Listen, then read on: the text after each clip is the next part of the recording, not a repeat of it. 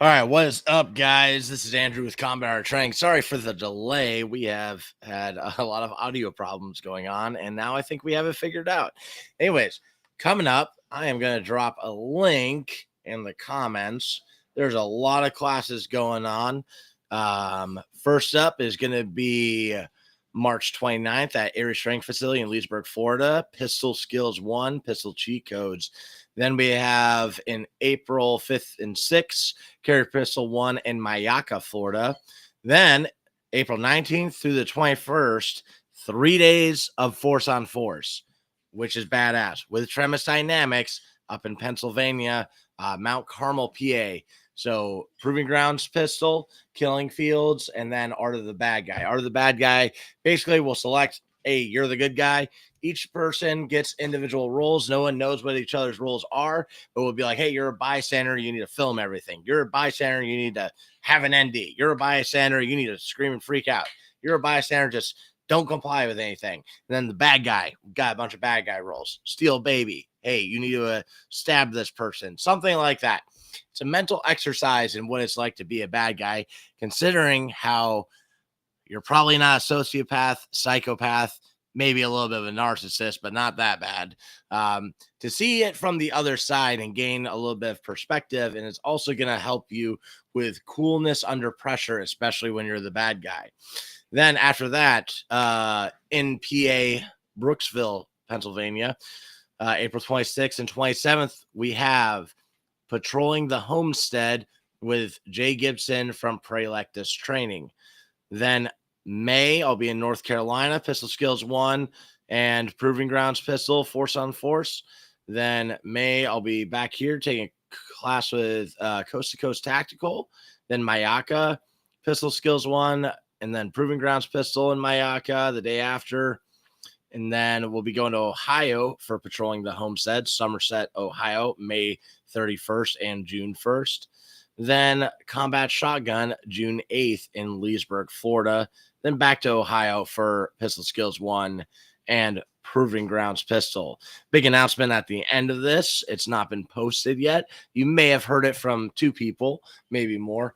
But there is an event going on in Kentucky in September, and I will give you some details at the end.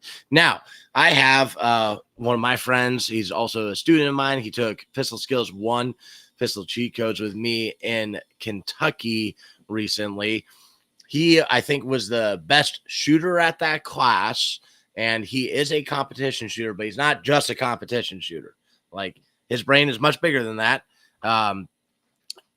He has done classes from within the civilian gunfighter training schools circles, and he also does competition. And instead of like someone who doesn't do competition talking about the good and the bad from it, I wanted to bring Sean on to talk about it. He also has his channel, Firearms&Fitness. Here is Sean. All right, now I'm going to make it to your screen. Pops up next to mine. All right, there we go. Now I'm dropping a link to the calendar, the training calendar. Oh, also, heads up, we're going to do Pistol Skills 1, Pistol Cheat Codes the day before Alumni Weekend at Tactical Response. All right, Sean, why don't you give them a little history of like what your training was, what kind of got you into all this, and what got you into competition. Then I'm going to be asking you some questions on competition shooting. Go ahead. Hey everybody, I'm Sean Mons. I'm with Firearms&Fitness. That's my channel if you guys ever want to come check it out. I am a competitive strongman. I also compete in USPSA, 2-gun, sometimes IDPA, but I do avoid that particular type of competition as much as possible. What got me started in firearms in general, like as a kid, I was always kind of interested in old military firearms and that kind of stuff. And however, though, early on, I was fairly anti-gun. I didn't think many people should own a firearm. And then my buddy Steven, way back when, kind of challenged me on some of my thoughts. And I've since obviously changed my tune on that. I believe all civilians, as long as you are legal, able to, should probably possess a firearm and possess something to protect yourself, your country, and your fellow man. Now, I've been to several different schools. My first school class was with James Yeager at Tactical Response back in, I want to say it's either 2013 or 2014, and that's what kind of kicked off my training sphere. And I've trained over at Thunder Ranch. I've trained with Travis Haley, and the list kind of goes on from there. More recent classes, I've been with Scott Jelinski at Modern Samurai Project. He's a great class to take from. Obviously, Andrew at Combat Arts Training, fantastic class and whatnot, and something that kind of regrounded me because for a while there, I did kind of get lost in the performance side of firearms, and unfortunately, that's not what the community needs. It's also there's a lot of bad things that kind of come with competition. There's a lot of great things. Don't get me wrong. I wouldn't compete if I didn't think there was some great stuff with it. However, there is obviously some bad things that kind of come with it. And I'm trying to think. I'm trying to think of what else to kind of say here. All in all, though, I'm excited to be here. I've been shooting going on. I don't know, 8-9 years now. I haven't been shooting that long, but in a short period of time, I just learned who to train with and how to get better. If you can't, You're like, can't tell, I'm can you nervous. talk to me too? Yeah. All right. Very good. Yeah. So, and then Sean has a YouTube channel, Firearms and Fitness. In the description, you should get a link to a video that he did saying, I believe it was called competition shooting will not get you killed in the streets. And spelled DAH, I believe. So, because that's like I did a video, a live stream not too long ago, saying stop being NPCs. And one of the things I said in there is that like there's NPCs everywhere. Like we have NPCs too, like my circle. And that is one of the things that they say is that competition shooting will get you killed in the streets. Like, or that doesn't apply to real life. I've never heard a shot timer in a gunfight, all that. And one of the things I've been saying for a long time is like you can find value in everything. You just have to actually be looking for it. So what was the things that inspired you to make that video? What, like, because there probably was something where you're like, fuck, I gotta make the video now. So this goes back a few years ago now. I used to have a very solid mentality against competition in general because it's gamer stuff, everything everybody else has kind of heard. However, I've always idolized really good shooters. Now, how do people get better at shooting? They practice, right? But how do they learn to practice? You have to actually know what to practice. So you go through training. All right. Now, unfortunately, now let me rephrase that. Training is awesome. It teaches you what and how to practice. And that's all competition is practice. Anybody that tells you it's training is incorrect. It's my personal opinion. You're incorrect on that. You're doing a series of drills. It's practicing. But unfortunately, a lot of people can't get out to certain, all right, so a lot of gun clubs full up on membership. Good luck getting in. You're waiting 6 months, a year, 2 years maybe to get into a gun club, especially up in the Northeast. That's where I used to compete at. And then you have the exorbitant cost of like $1,200 a year, $1,500 a year to try to get into a gun club. Some are cheaper, but excuse me. Oh, that was nasty. Anyway, so some sorry. Some gun clubs are a little bit cheaper, of course, and you can find them around. However, it's also what does that gun club offer? There's a gun club around me. It's about 4 hours away from me. It's Peacemakers. They're fairly expensive, but they also have a 1,000-yard range. And then there's one that's closer to me, and I think in Midlothian, that's $300 a year.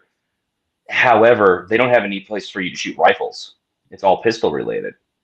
So, there's good and bad and everything. Now, what competition gets you to do is be able to practice some of those things that you learned in classes, such as movement, drawing, there's a lot of FUD ranges still around where one Yeah. round per second, 1 round per 2 seconds. You can't load your magazines past 10 rounds. Few moves like that. And here's the thing: if that's all you have, it is on you to figure out how to practice. But you have all these FUD Yeah. ranges around. And don't get me wrong, there's plenty of FUDs in competition. There's so that like, but um, being able to actually go out and practice these things that you learned in class is something you can do at a competition. Are you going to be as competitive? Maybe. And I do say maybe because um, one of the good and bad things about competition is it's open to everyone. And that's a good and a bad thing. All right, so take that for what it's worth. It's a good thing because no matter what skill level you're at, you have some place to actually go to practice. The bad thing is it lets in every skill level. And that ranges from people that just bought a gun and don't know which end to point. That ranges to people that are the super high tier operators who have, killed more people than smallpox. All right, so you get the mix. But unfortunately, almost all competitions have to kind of settle for the lowest rank ringer, and that's where you get a lot of these training Yeah. scars that I see from. Um, Now, again, like I said, there's a lot of good things like target transitions, identifying targets, like identifying learning to when to put the brakes on, when to step the gas up, learning what is good enough. Something I saw a lot in your sphere, the tactical sphere, is people want that very precise, like infinitesimal sight picture before they break the shot. I have to fire, reconfirm that sight 100% fire, and it's very slow. So and when I say slow, let me qualify what slow is. All right, it's like 1 round every zero point 0.7 seconds. All right. Some people that might be impressive, but I think you should get to the point where you're able to break it round accurately every zero point 0.3 seconds. All right, that's a very easy thing to Yeah. match and get to. Yeah. And not only that, It's very um, obtainable. you're very obtainable. And not only that, actually, if you go to competitions and you're accurately breaking out zero point 0.3 splits, you will easily come in top half.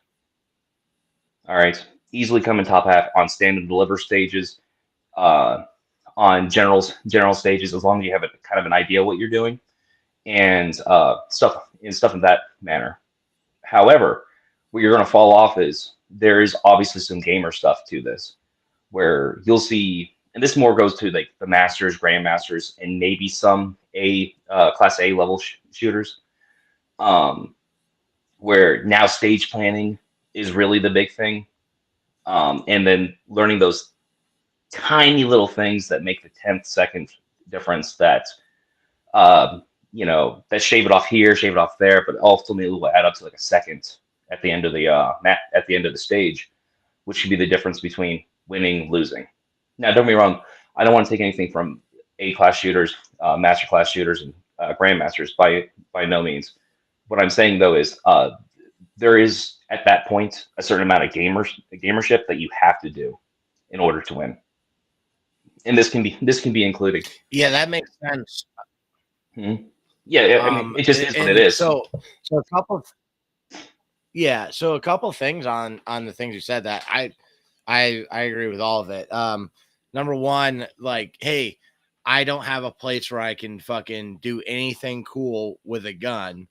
I can only do fucking one shot a second and get screamed at if my gun goes slightly up or slightly whatever. And I'm gonna get Mhm. screamed at by someone who does not know the firearm safety rules to begin with. Like, I totally get that. Like, you're taking an opportunity to practice. That's totally fair. Mhm. And they're, the also saying like, one of the things I'm trying to do, especially with the pistol skills one class, is to get our circle better at shooting. And we'll talk more on the direction I'm trying to go with that right now. I just taught a collaborative class with Sonny Pazikis and Lewis Karras down at Sonny's place, and it's like, all right, I'm really thinking the things we are doing there is gonna be kind of one of the defining directions that I'm trying to go to, and I hope others do too. But like you said, let's get them to at least making accurate shots with 0.3 splits.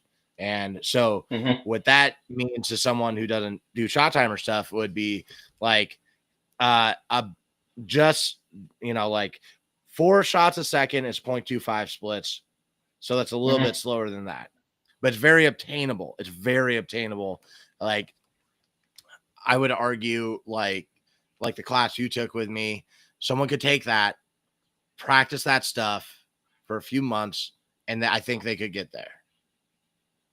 I honestly think at the end of your class they could get there. Not trying to toot your own horn or anything. So this goes back to, I believe people should get training. All right. Yeah. Just solid out. Like, all right. So when I first started shooting, I was in the military, right? And when you're in the military, you know everything. All right. I was in the Air Force, so obviously I knew everything. I was the smart branch. I was the same way. Yeah. When I say with a pistol, I could not hit a humanoid sized target at 3 yards. Okay. Carte blanche. Yeah. All right. And I had every excuse in the book too. The sights must be off because there's no way I'm bad at this.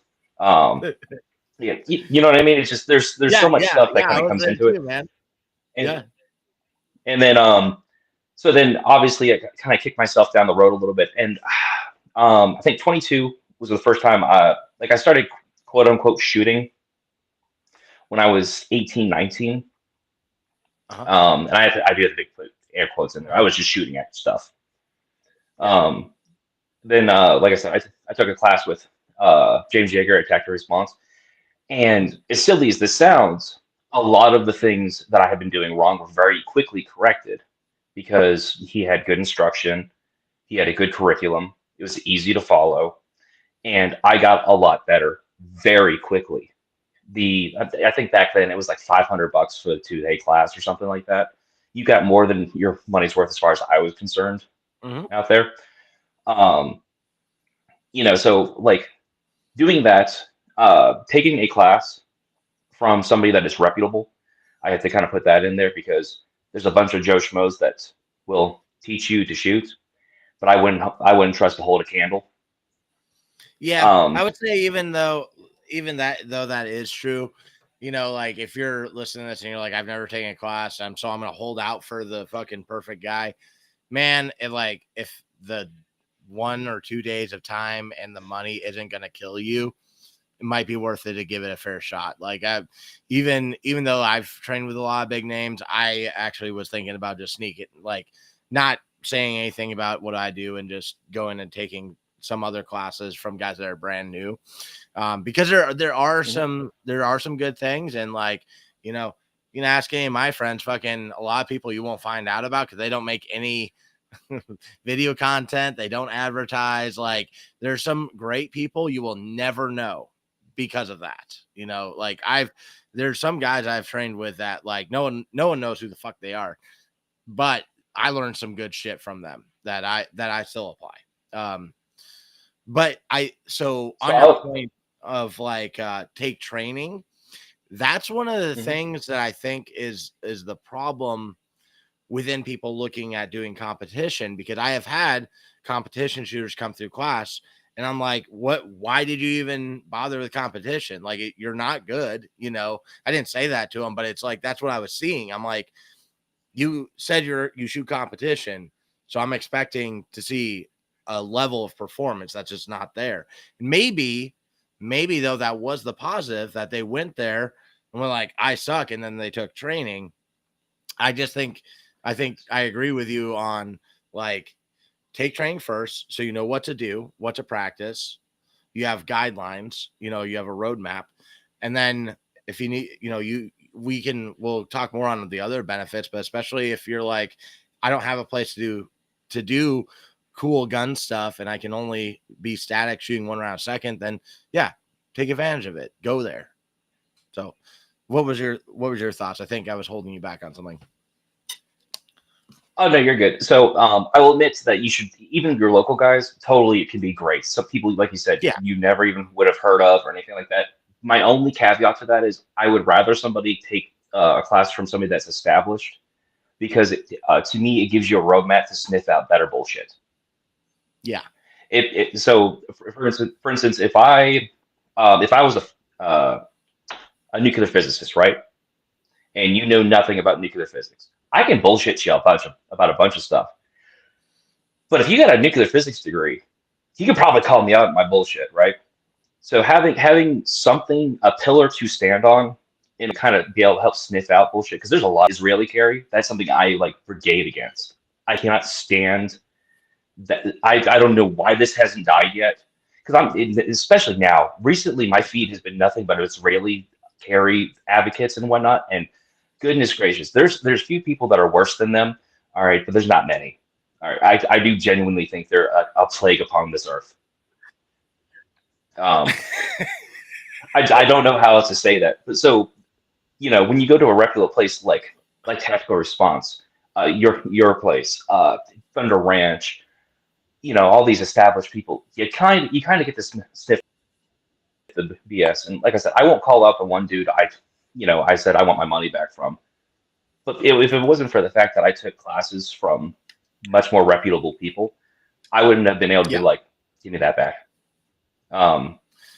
So it's one of those things where I would, class is great. Take as many as you can. Caveat, don't take so many that you're not learning anything, because that's a possibility too. You need to practice what you've been taught. All right. If at least give it 6 months on what you've been taught, learn what you were taught, and then maybe go see somebody else. When you get a little bit better, you can take classes every month for all I care, because you have a base to stand on. All you're doing is maybe taking one thing here, one thing there, versus you need a toolbox. You gotta pay the bills. Like if you're not paying the bills, as in practicing the things you learned, what you learned will get repoed. And then, honestly, very quickly, you wasted your time, energy, and money, but you also wasted the instructor's time.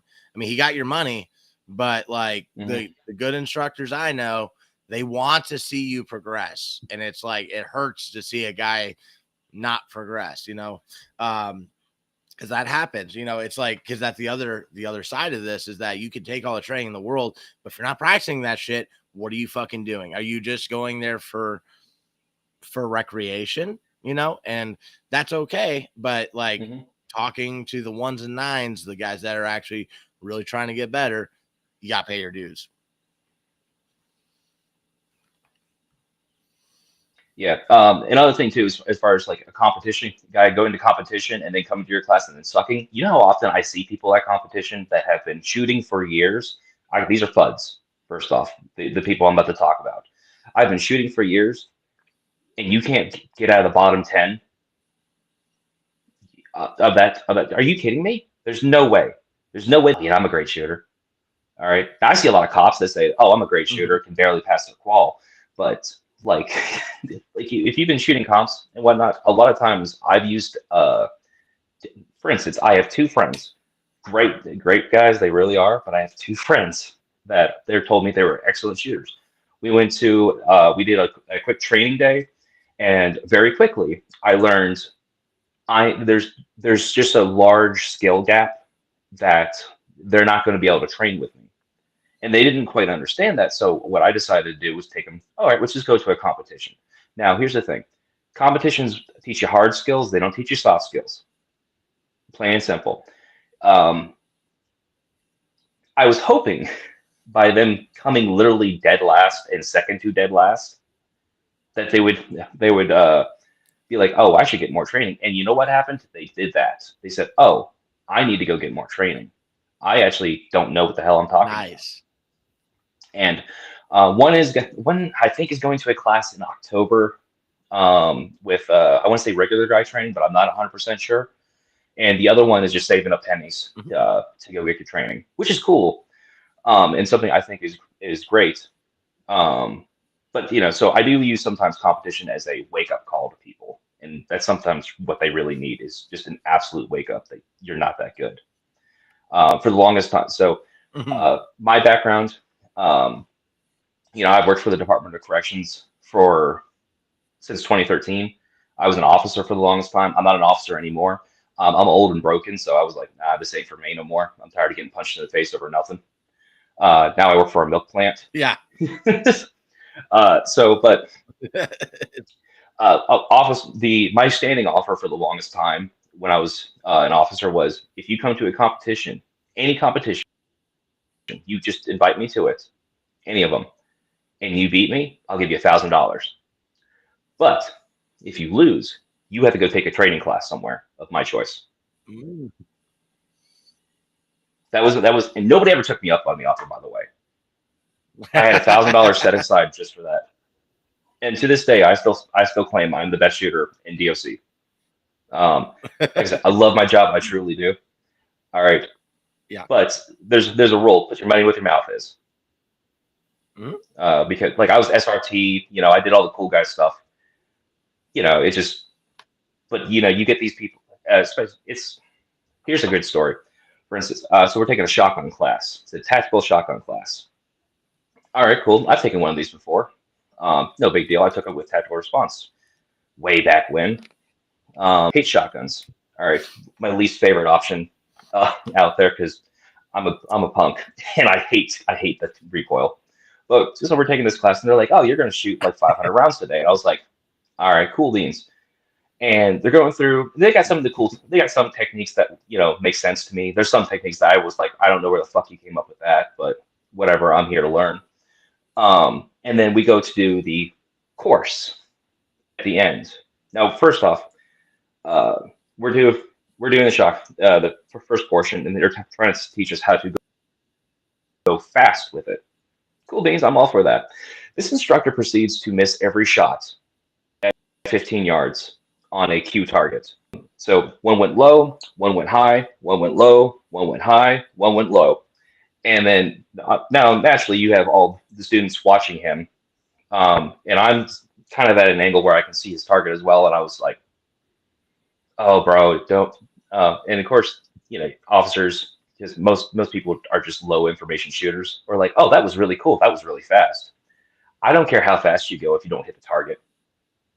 That's to me. I said before in my video, something that immediately lets me know that you're an amateur is when your marksmanship is just poor.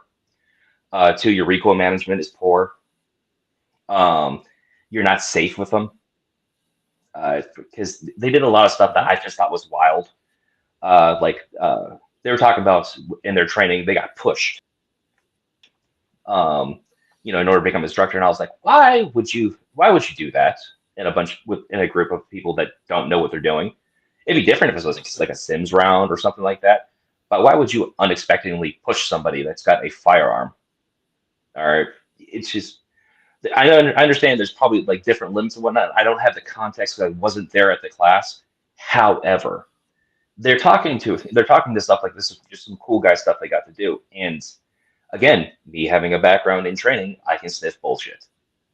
All right. Now again, I'm there for work, so there are it's actually an exercise that's been around for a while. It does have value.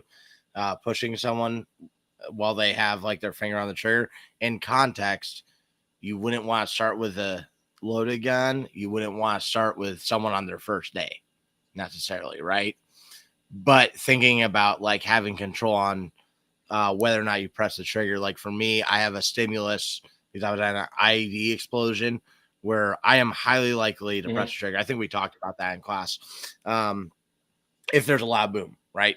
So that's something that like I have to be cognitive in given situations. And so it may have been an okay thing, but if you saw the performance of the instructor overall was not good, then it's also like maybe not the time to be talking about the cool guy story. So yeah, that's the thing. Like I said, context is everything. And I try not to pass judgment on things that I do not have context on. All right. Mostly because it makes you look like a jackass. Just plain and simple. So like I said, but in story and whatnot, it just seemed like he was trying to talk out of his ass. Yeah. So anyway, the point I'm making is to say this is go get training, go get quality training, and then go to competitions to either practice. Okay, to here's the issue with competitions, and here's the thing. Let me list some great things about a competition. One, the environment's normally very friendly. All right. Do you have some tool bags out there? Yes, there's tool bags and everything. All Mhm. right. You're going to learn very quickly what does and does not work. Um, you're going to learn very quickly how to be safe with a firearm, because if you don't, you're going to get DQ'd. All right. And rightfully so. You should be. All right. If you're not being safe, you're putting other people in danger. All right. And here's the thing, getting DQ'd is not the end of the world. However, it does very quickly reinforce a better habit. And some of the things you can get DQ'd on, it's not even just breaking the 180 or whatnot, which is a training scar in itself. Let me start by saying that. If you're learning to watch the 180 is a very bad training scar that I even struggle with. And here's the thing, I have a range all to myself. And every now and then I will catch myself um, finger gun. The YouTube, don't ban us. Anyway, so every now and then I'll catch myself firing and then turning and then have to break that habit of either doing high tempo or low. That is a very bad training scar. Because here's the thing, there's no 180 in real life. Now, is there a safe direction? Yes, it might. Its safe direction might only be but do you really want to be turning and not really knowing where that muzzle is? All right, because as far as competition is concerned, excuse me, as long as you turn and it's downrange, they don't really care where it goes because nobody's downrange. All right, and that's a bad training scar. But something else that'll get you hit though. Say you're reloading and you got your finger on the trigger. All right. So the moment that gun comes up and off a target, that finger has to be straight. You'll get DQ'd.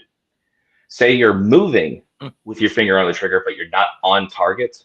All right, that is a very big distinction there.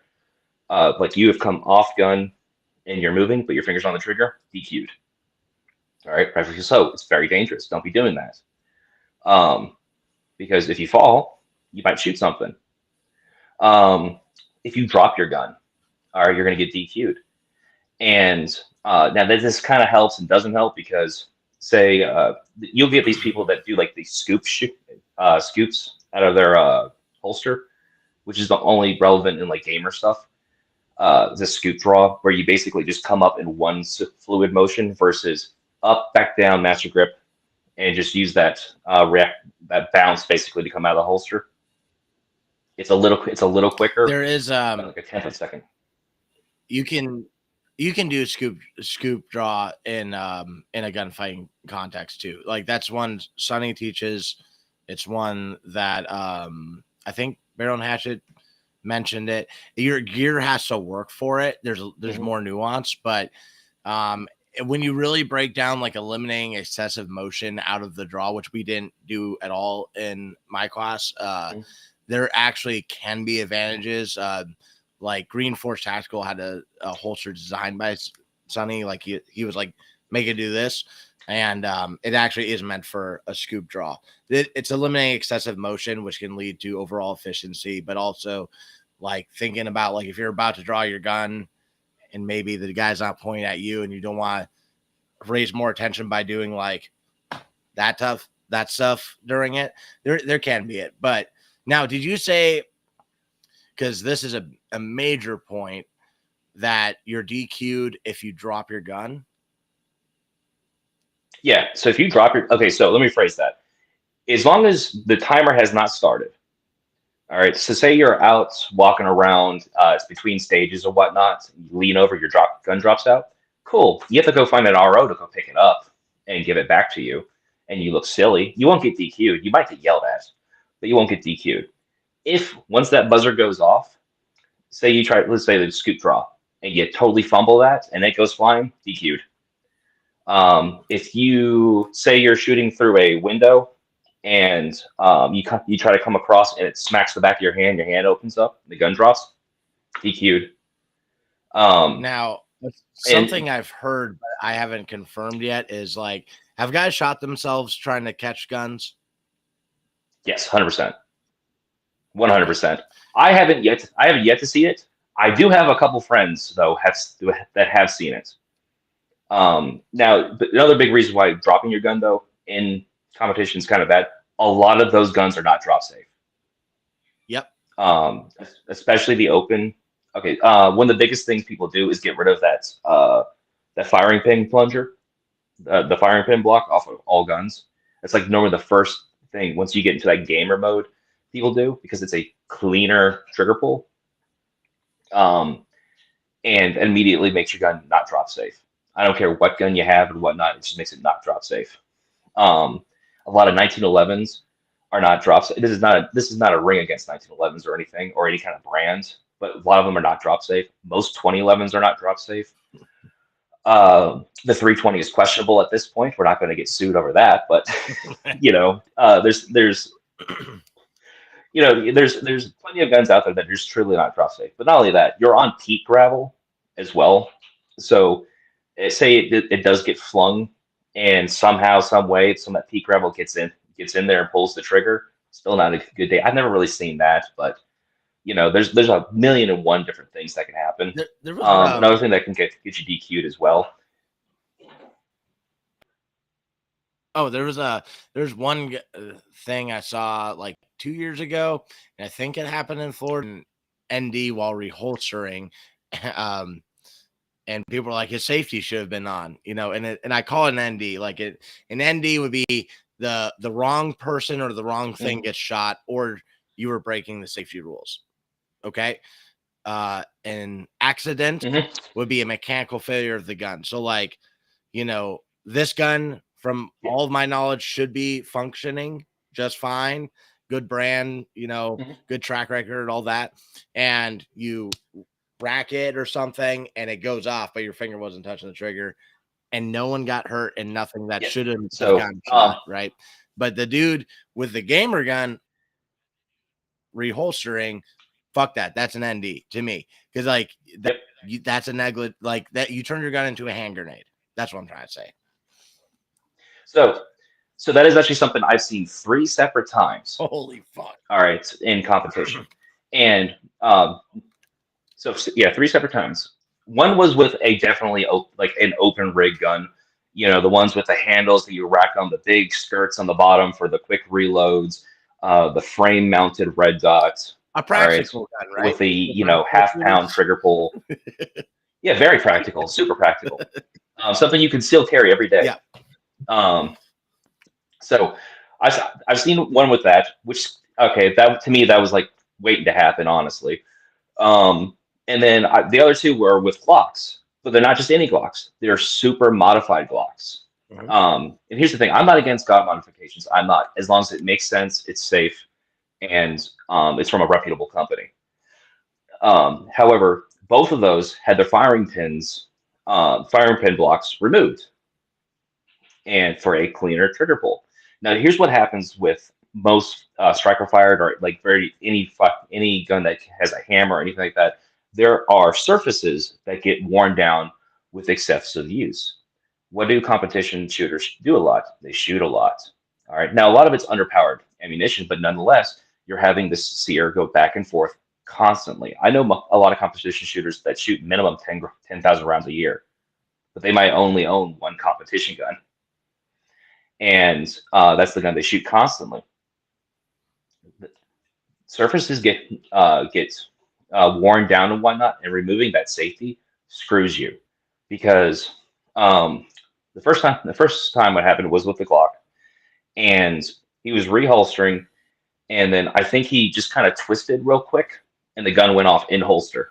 All right, scared the hell out of everybody. By the way, that was one of the wildest things I'd ever seen. Again, breaking down the gun, he got DQ'd, and he should be so. All right, because you have as far as we're concerned, we don't. Go ahead.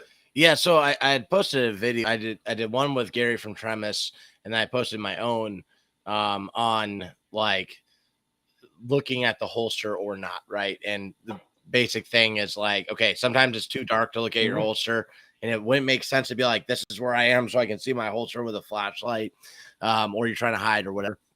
So it could be too dark. Your eyes could be fucked up. The gun might not be in a position where you can see it, as in like gears blocking it, belly's blocking it, boobs are blocking it, or it's in a weird 6 o'clock thing.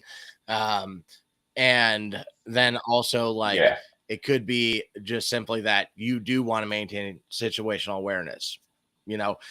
And so one of the examples in there that I showed on video was because like I tried to find videos where looking at the holster would have saved them. Now, of course, not every ND is on video, right? But it's like one of them that I saw, it was, I think, from comments and stuff, what I gathered, and it's all third person hearing it, was it was a Glock 43 wearing appendix. He put it in, he watched that bitch go in, and then as he walked away, bam. So I'm thinking the safety plunger may have been that thing. That's something I want to research a little bit more. But the funny part on this is I think me and one other person, that's Gary from Tremis, we're the only people who have ever been like, why don't we unload guns, put stuff in our holster, and try to make it go off? You know, it's like, okay, imagine this is the trigger guard going like that and then putting it in. Or the string with a toggle on a jacket. That can make it happen, but it's actually really fucking hard to make it go off just reholstering. So that's interesting, the plunger. So yeah, yeah. Like I said, it's just a lot of times. So okay, the line perfectly safe. All right, it's the gunsmiths in us because we need a tinker. All right, it's just like that Honda. Man, it doesn't go fast enough, does it? I bet you a second turbo will really make that thing fucking whistle. All right. All right, man. I mean, if you want to go through all that headache of getting it tuned and this and the other, but here's the thing: people don't want to do that. People don't know what different spring pressures do. They don't know. Like James Yeager had a famous one where he's talking about something that reduced the lock time of a Glock. You need for the lock time? No, stop fucking touching it. All right, you don't know these things. You think you do because you heard it from somebody else who also might be a fucking moron. All right. It's like we're at that class in Kentucky. There was one guy who had a comped Glock. All right, and he was having problems now and again. Not a lot of problems, but again, is a modified Glock, so he's having a little bit more problems with it. And I just kind of explained to him the great thing about compensators is yes, they do reduce recoil. The bad thing about compensators is you really have to be behind it. There's no room for error on compensated guns, unless you're shooting super hot ammo. You're making it harder for the gun to cycle because you're literally taking a lot of the back pressure off of it. And well, that's the thing. A lot of people don't know that. They'll slap a compensator on it, put really weak ass fucking ammo through it, and then wonder why it doesn't work anymore. Well, you might have to change the recoil spring from, I think Glocks are normally either 15 pounds or 17 pounds. It's one of the two. You might have to go from a 17 to a 15 or to a 13-pound spring. If you do that, though, you might have to change. There's like other things you might have to change down the line from it, from your disconnector, your striker spring, everything, and it becomes much more of an art than it does it like it's a fucking carry gun. Oh my goodness. Well, let's kind of get off of the modifying guns part. Oh, no, you're good, bro. But like, okay, so you were going down lists of good and bad. Continue that list. Okay, so another really good thing about competition shooting is just learning your target transitions. I know I might have said that before, but I do think that is a skill that is not well learned by people. Because when you go to the range, normally you have a target that you get to work for. If you're clever, you can kind of make it work. But as a general rule, people don't know how to practice target transitions. They don't know the flow of how to do a target transition to make it more efficient. Because if we're transitioning targets, there's probably a reason why, right? There might be 1, 2, 3 additional people that mean to do you harm. And your best bet at that point is to put as many holes into each person so they can lose some hydraulic fluid so they stop messing around with you, or just scatter off and whatever. But being able to do that accurately, precisely, and with haste is something you'll learn in competition. Now, Another good thing you learn from competition, and this is something I kind of touched on but haven't really, is accuracy at speed, which is different than marksmanship. Mhm. Marksmanship is simply hitting the target you are aiming at. The accuracy at speed I define as giving you have a set amount of time that you need to get this amount of rounds into this set parameter. All right. So if we go to A zone, for instance, those on the on here that don't know what an A zone is, just Google It's that USPSA part. targets, and you'll see Yeah, what I'm that talking about. part. It's the Yeah. typical, yeah, it kind of. They put it a little too low for Yeah. me, but it's neither Yeah. here nor there. Or the down zero or whatever. Pick your poison. If that's your acceptable range, all right. How fast can you go in order to make that acceptable? If C zone is acceptable, how fast can you go to make that acceptable? If the whole target is acceptable, how fast can you go? And here's the thing: distance plays a lot to that. Something that is within arm's reach. Do you think I'm aiming? I am aiming, just in a different way. I'm just using the back of the gun. Mhm. Um, I'm not making a very precise target because I want to hit the button on somebody's shirt. All right. If I'm at 25 yards, I have to refine my aiming a little bit because that acceptable uh, target is now much smaller, and I have to be a little more calm. Now, again, with skill, you'll be able to go faster no matter what. So However, here's the here's the caveat. Here's the bad part about the competition is the gamble. It teaches you to gamble too much. Way too much. No, don't get me wrong. You need practice for a reason. All right, because you need to know what you cannot get away with. All right. So there's that. However, in order to win competitions, you need to roll the dice far more often than you really should. yeah. So The amount of shooters I've seen. Mhm. so one of Go the ahead. guys who he was like, don't I can't do this on video or whatever. He was there early, like before any of the organizations existed, right?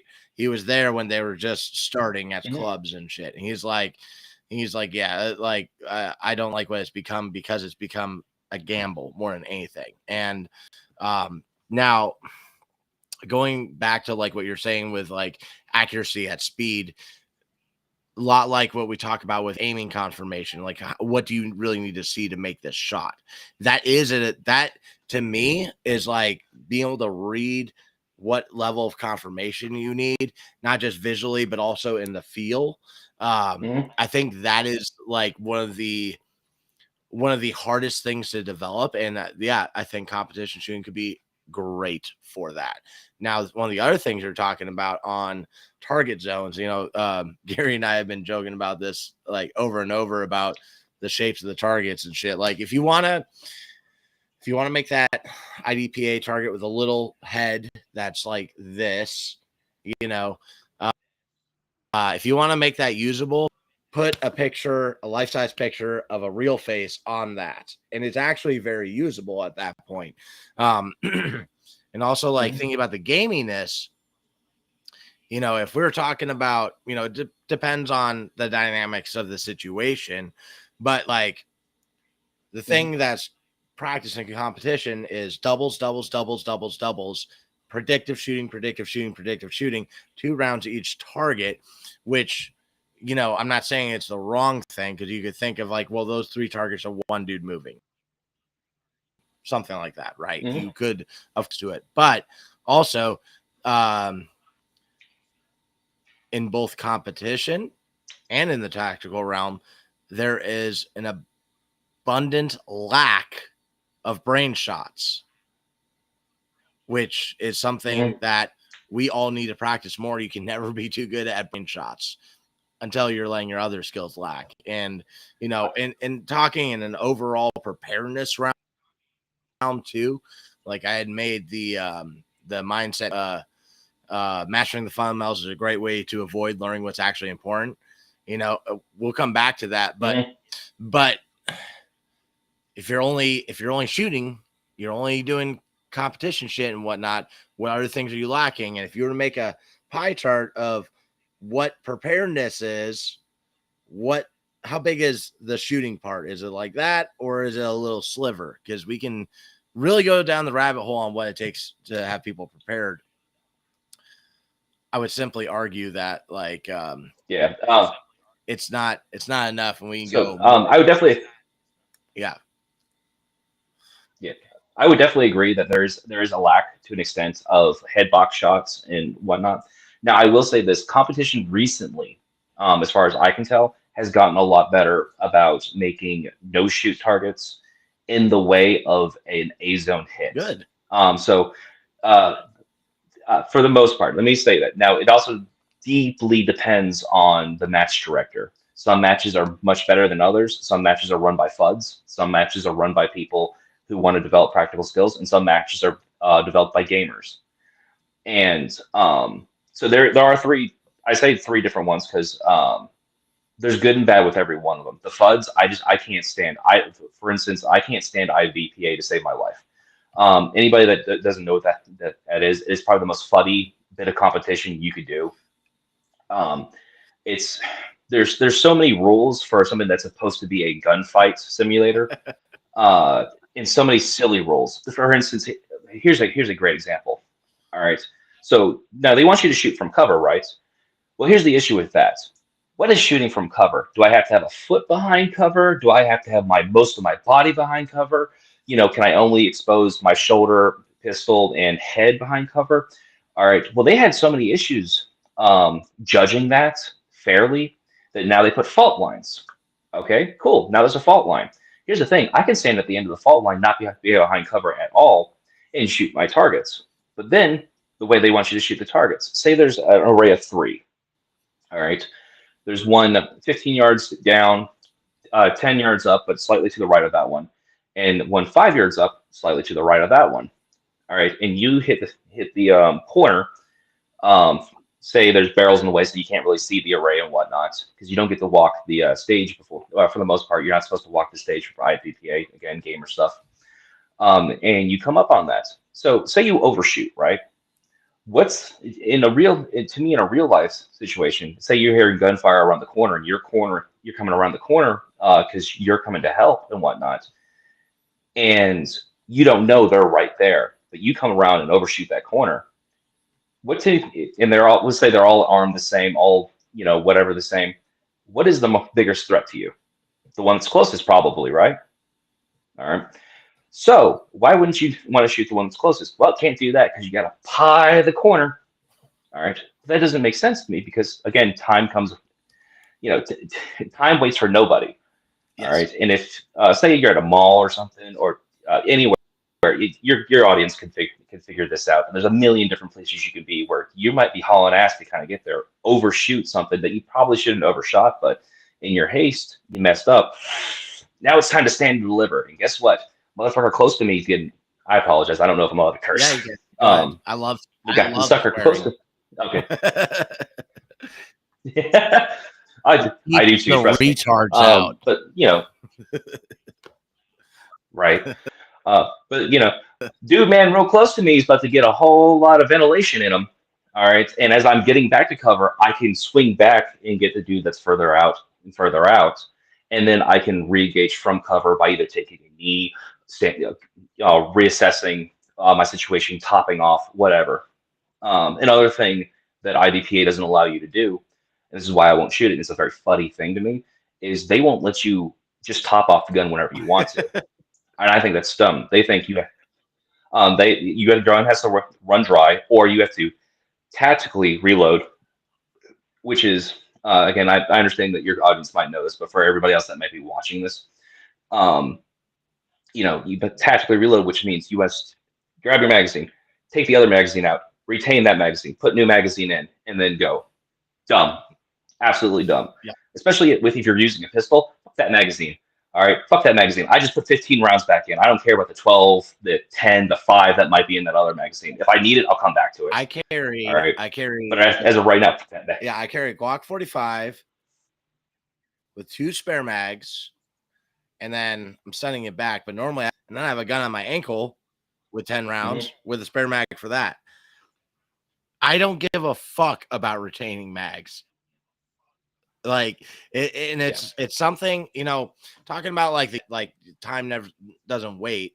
And it's funny that we're talking about this too, because Calvin and I are going to be doing a class at Aries in June. I just have to book it and all that. And it's going to be like cover will be involved, but it's more about the moving target and you being able to shoot on the move. Because like, it's a phrase that it's like, I use cover, and it's always a cope for trash tactics, techniques, and skills behind cover. My fucking force field. Don't worry, I practice this with barrels. And then, you're at a gas station and everything is shit cover. All it is like kind of concealment that they saw you go behind. And what do you have to do to defeat someone's cover? It's not get a bigger gun. It just go where they're move and position, and you have defeated their cover if you do that properly. I would argue, well, like someone was talking about what body armor should I get in one of my friends' channels, and I commented force on force will prevent you from getting shot in your vitals more than the best body armor will.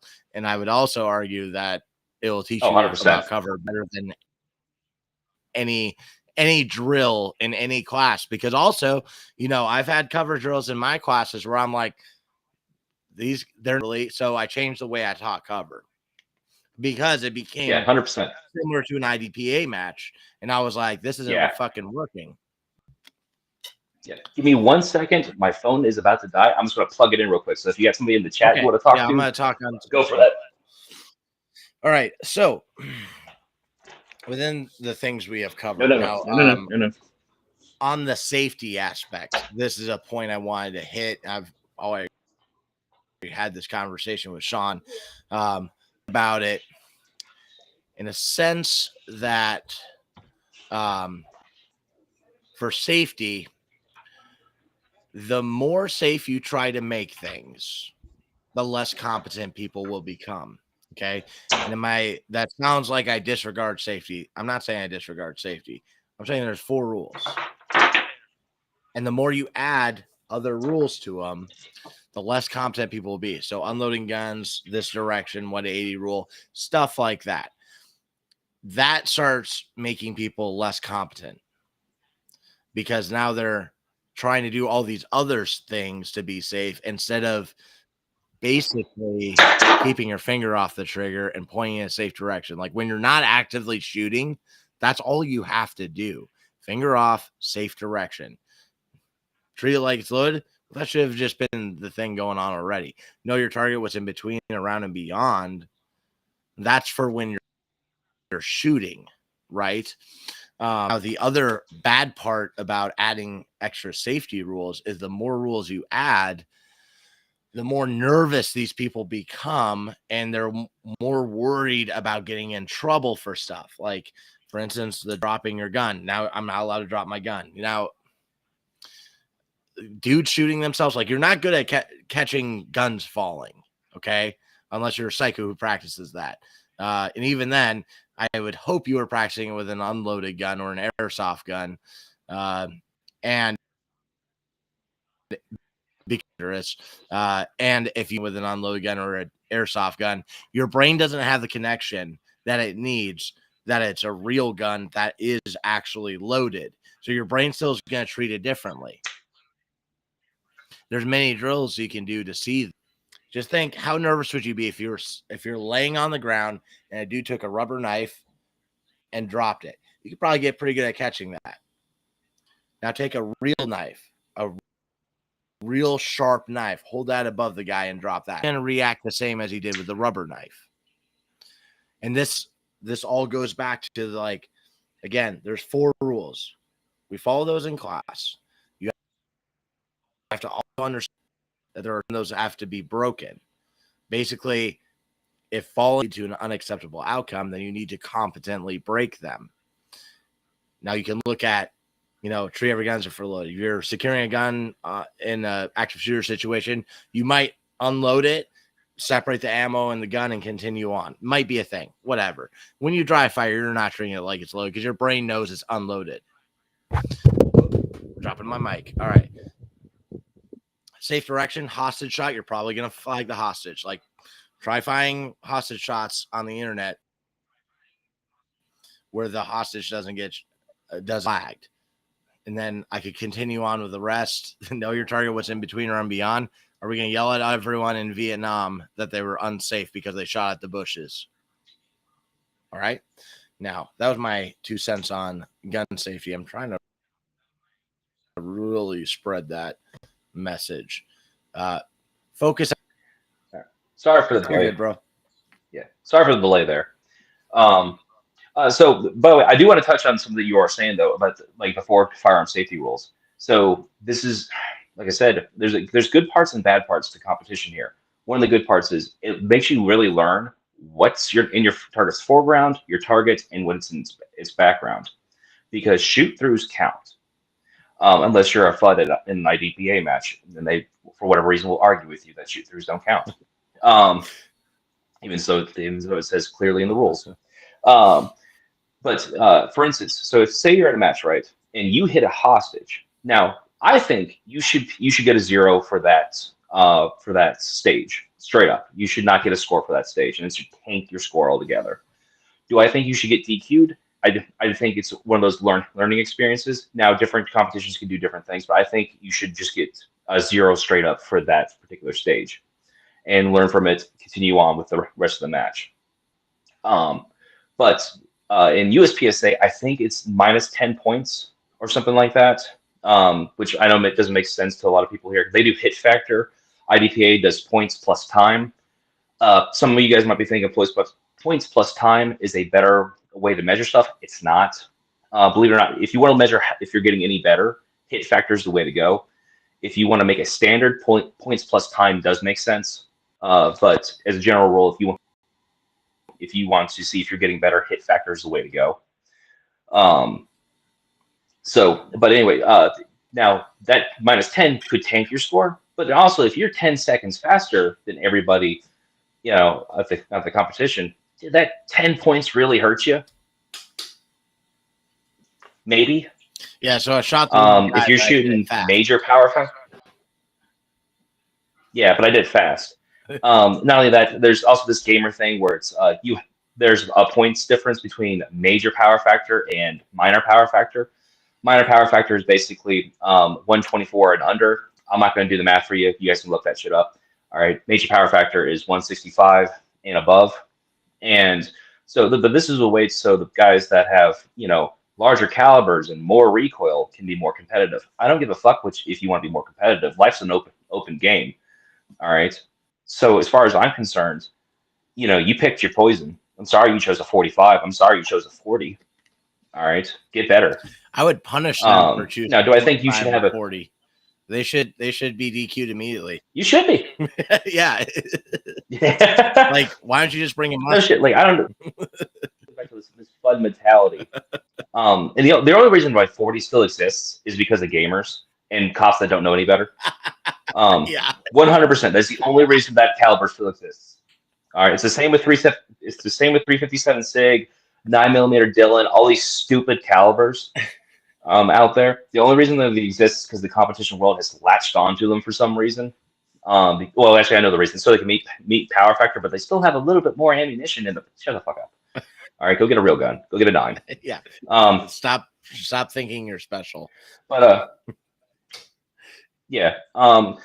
So another bad thing about competition. Let me start by saying this is the divisions. I hate divisions. To me, if you're having a gunfight, centric, like personal defense, civilian centric thing, life is I don't know if bro's got an AK around the corner. I don't know if bro's got, this some compact fucking 25 from the 1920s, all right, that he's just marking people with. I don't know. All right, but life's an open field, and you got what you got. So I think all things should be open, and this also allows people to actually try out new gear that's carryable. And I think there should be. Let me take back. There should be 2 divisions. One is duty. One is 3. Sorry, 3. Duty, concealed, and competition. Competition is just the gamer shit that's unregulated and whatever.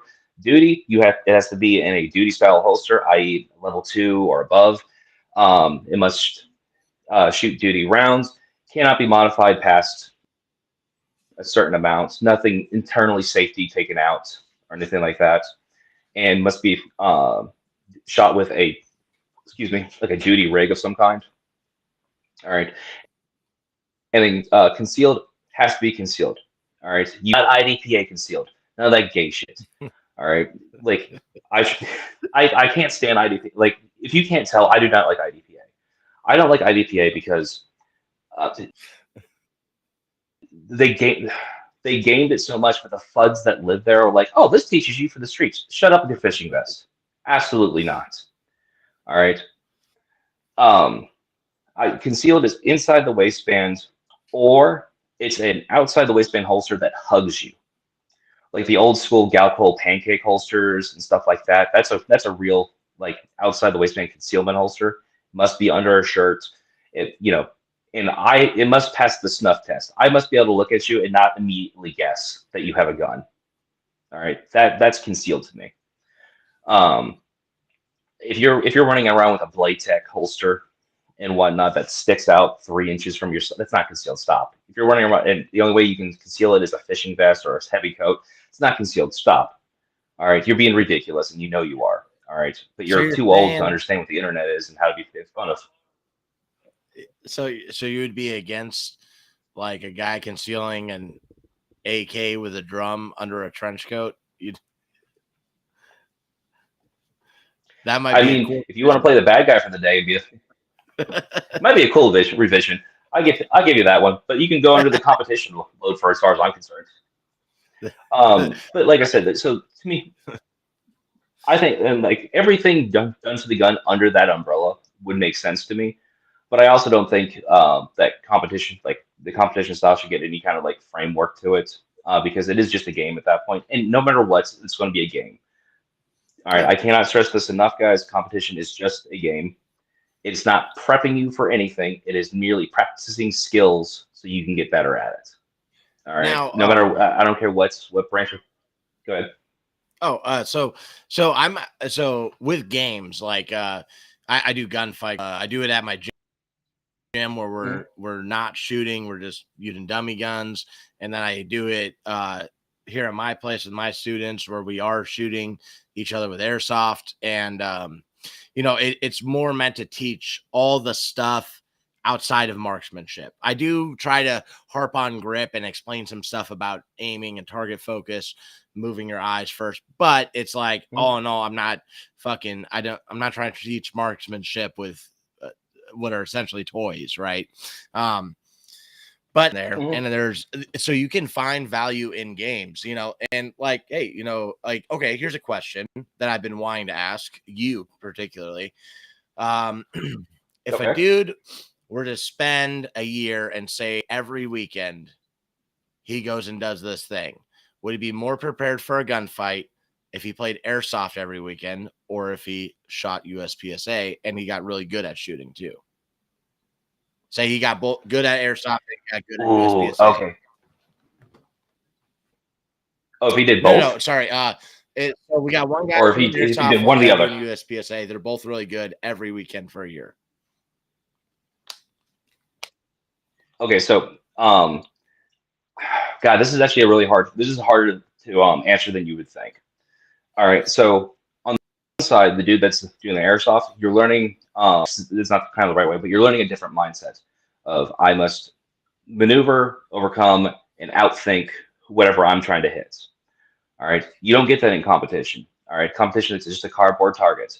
Not only with airsoft, you're learning a 3-dimensional target, which I know we've been shooting 2-dimensional targets forever. All right, I don't want to harp on this too much, but the amount of people I see that on a weird angle will still try to hit an A zone, all right, it's incorrect, because you're thinking of a 2D object.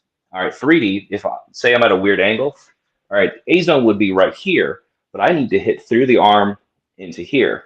All right, people don't move the A zone with it. All right, me at a slight oblique angle. All right, A zone would be right here, but I now need to make a C zone hit to make a solid hit through. Yeah, So we're being and like little things surgical like and that, people like you won't get. we're being surgical Yeah. and So targeting and that's organs the in the thing. fight. Yes, and that's something the airsofter like. Now, mind you, I know he's not blowing the guy's brains out or anything, but conceptually, in order for him to make a hit, he's going to have to aim for the meatiest part, right?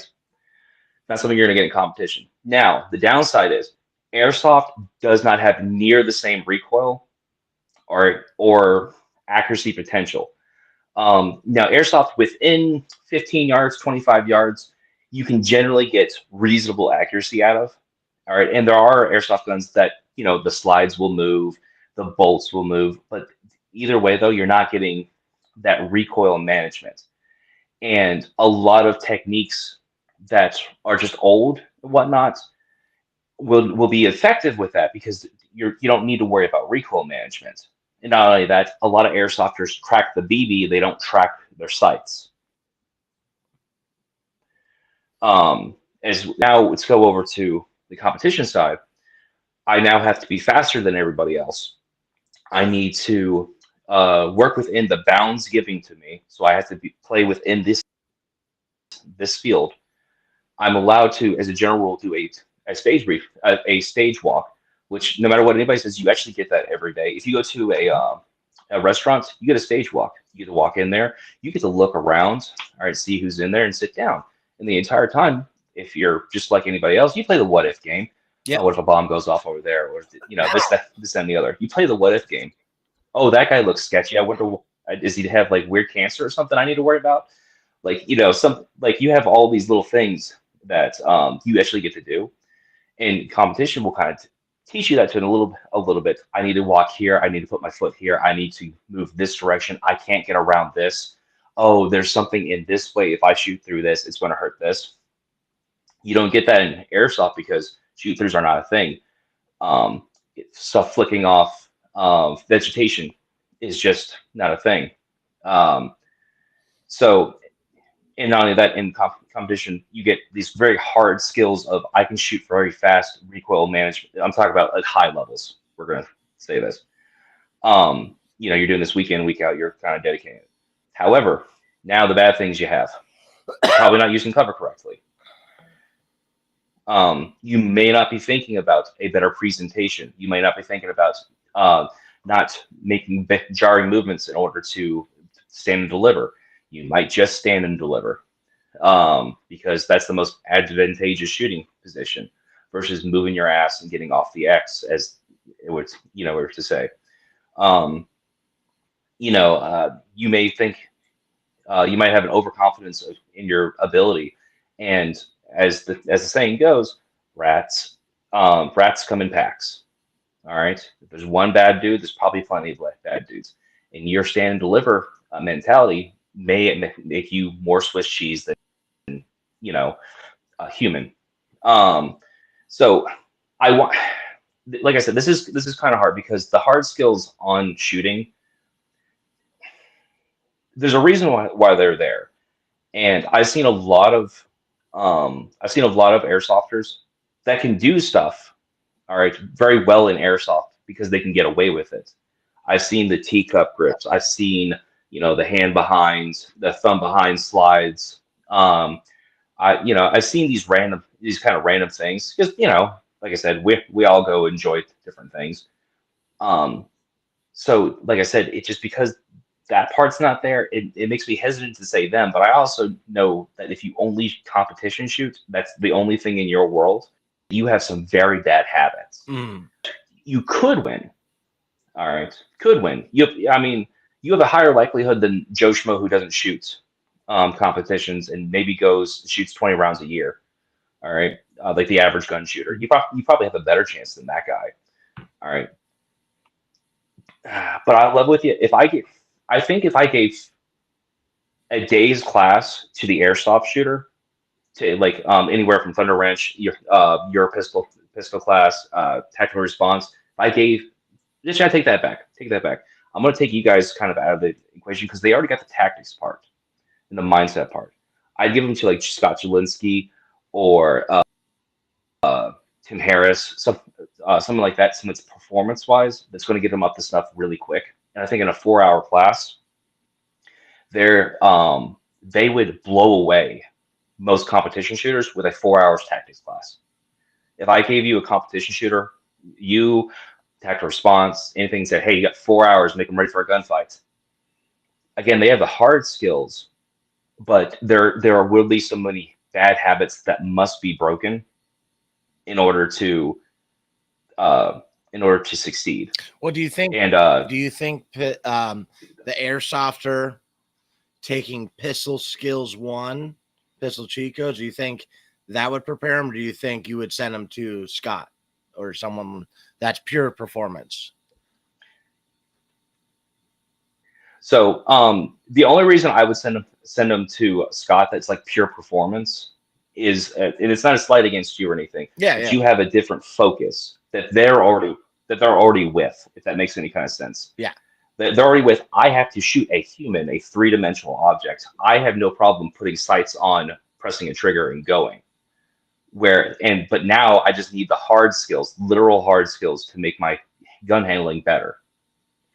But if I had a competition shooter, I would send them to somebody like you, Tactical Response, Thunder Ranch, like that, because again, the focus comes back of, we need to rear you back in, and I need you to reset for a second. I understand that you can shoot 0.1 splits. I got that. Cool beans, man. That's not what I want right now. I want you to think of what you're doing. I want you to stop jerking around every time you go to pull a gun. I want you to move your ass and not that casual walk with a nice, proper, upright, chest high look, which is very efficient. But when you're getting shot at, people don't tend to walk upright. People tend to want to duck. And this is, again, something that airsofters kind of understand. If I have incoming fire, I don't want to be hit. Make myself small. Whereas competition shooters, it's very rare that I see them make themselves small, unless it's a prop or something that kind of requires them to get small, if that makes any kind of sense. Right. Yeah. Because again, that world is all speed. So I want to hit on something real quick. Because it's funny. The word tactics has so much stigma around it, right? And to the point where it's like guys that I train with are like, I don't teach tactics. And my argument is, you do, right? I think USPSA does teach tactics, and I think airsoft does teach tactics. But what are tactics? We have to define it to know the word we're saying, and basically using available means to achieve a desirable outcome, right?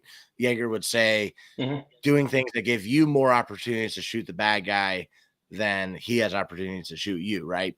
Yeah, correct. Now, fighting principles that I teach, and it's kind of a thing I'm putting in here and there, but it's especially there in the Proving Grounds pistol. Pressure, position, movement, barriers, right? These things overlap in some ways, but it's more of a way to communicate. The ability to shoot is ballistic pressure. Now, you can overwhelm someone with ballistic pressure and win, but it shouldn't be your only thing. So a USPSA guy that is fucking great at it, he is good at ballistic pressure. But in context, like you were saying, the movement they do is not real movement.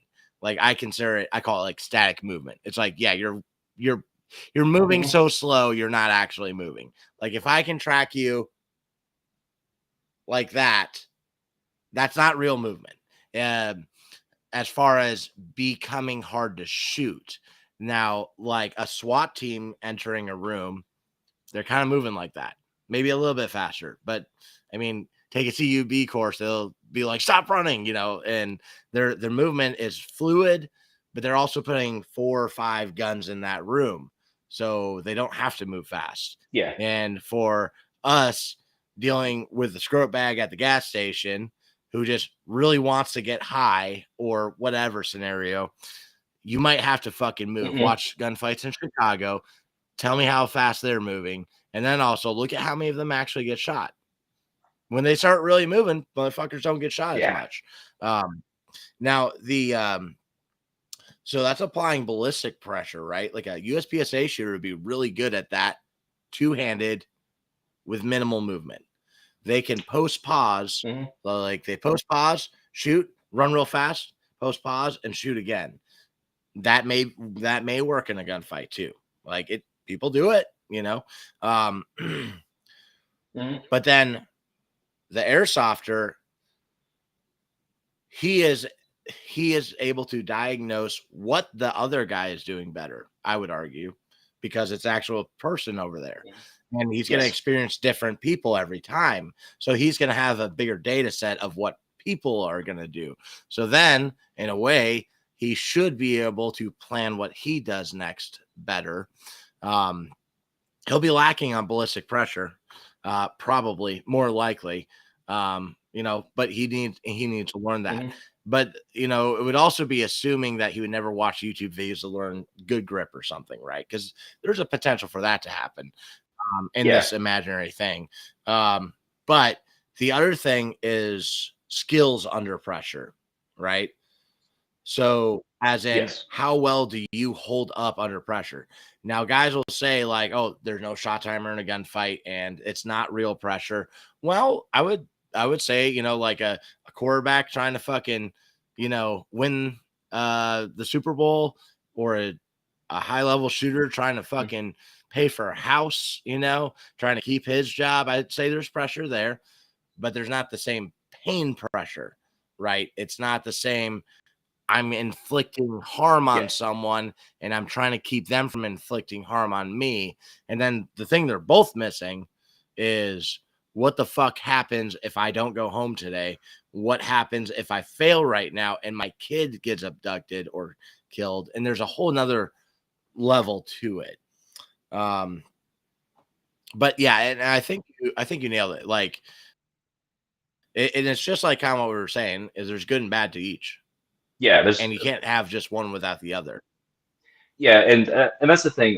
That's one thing I'm trying to, at least on my channel, I'm trying to bring back to people. Like, I do think being able to perform on demand is something you should be able to do just as a day-to-day shooter. Now, what that performance is, we can discuss that to the cows come home. All right, because everybody's got their own different standards. However, I do think to an extent, competition shooters miss some of the marks. Now, again, you're gonna get better under pressure because, like at your class, people just watching you do something is going to be some kind of pressure. And now you have people behind you that all signed up for the same thing and that are trying to outdo you. All right, it's time to perform. Sink or swim, dude. All right. With that said, Airsoft, man, has a team that he has to support. So he has the back thought of, oh, if I fail, shit, dude, man, behind me is going to have to pick up the extra pressure because I have to walk back to the base, tag in, and walk my happy ass back out here, and I might not be in position to know what's going on anymore.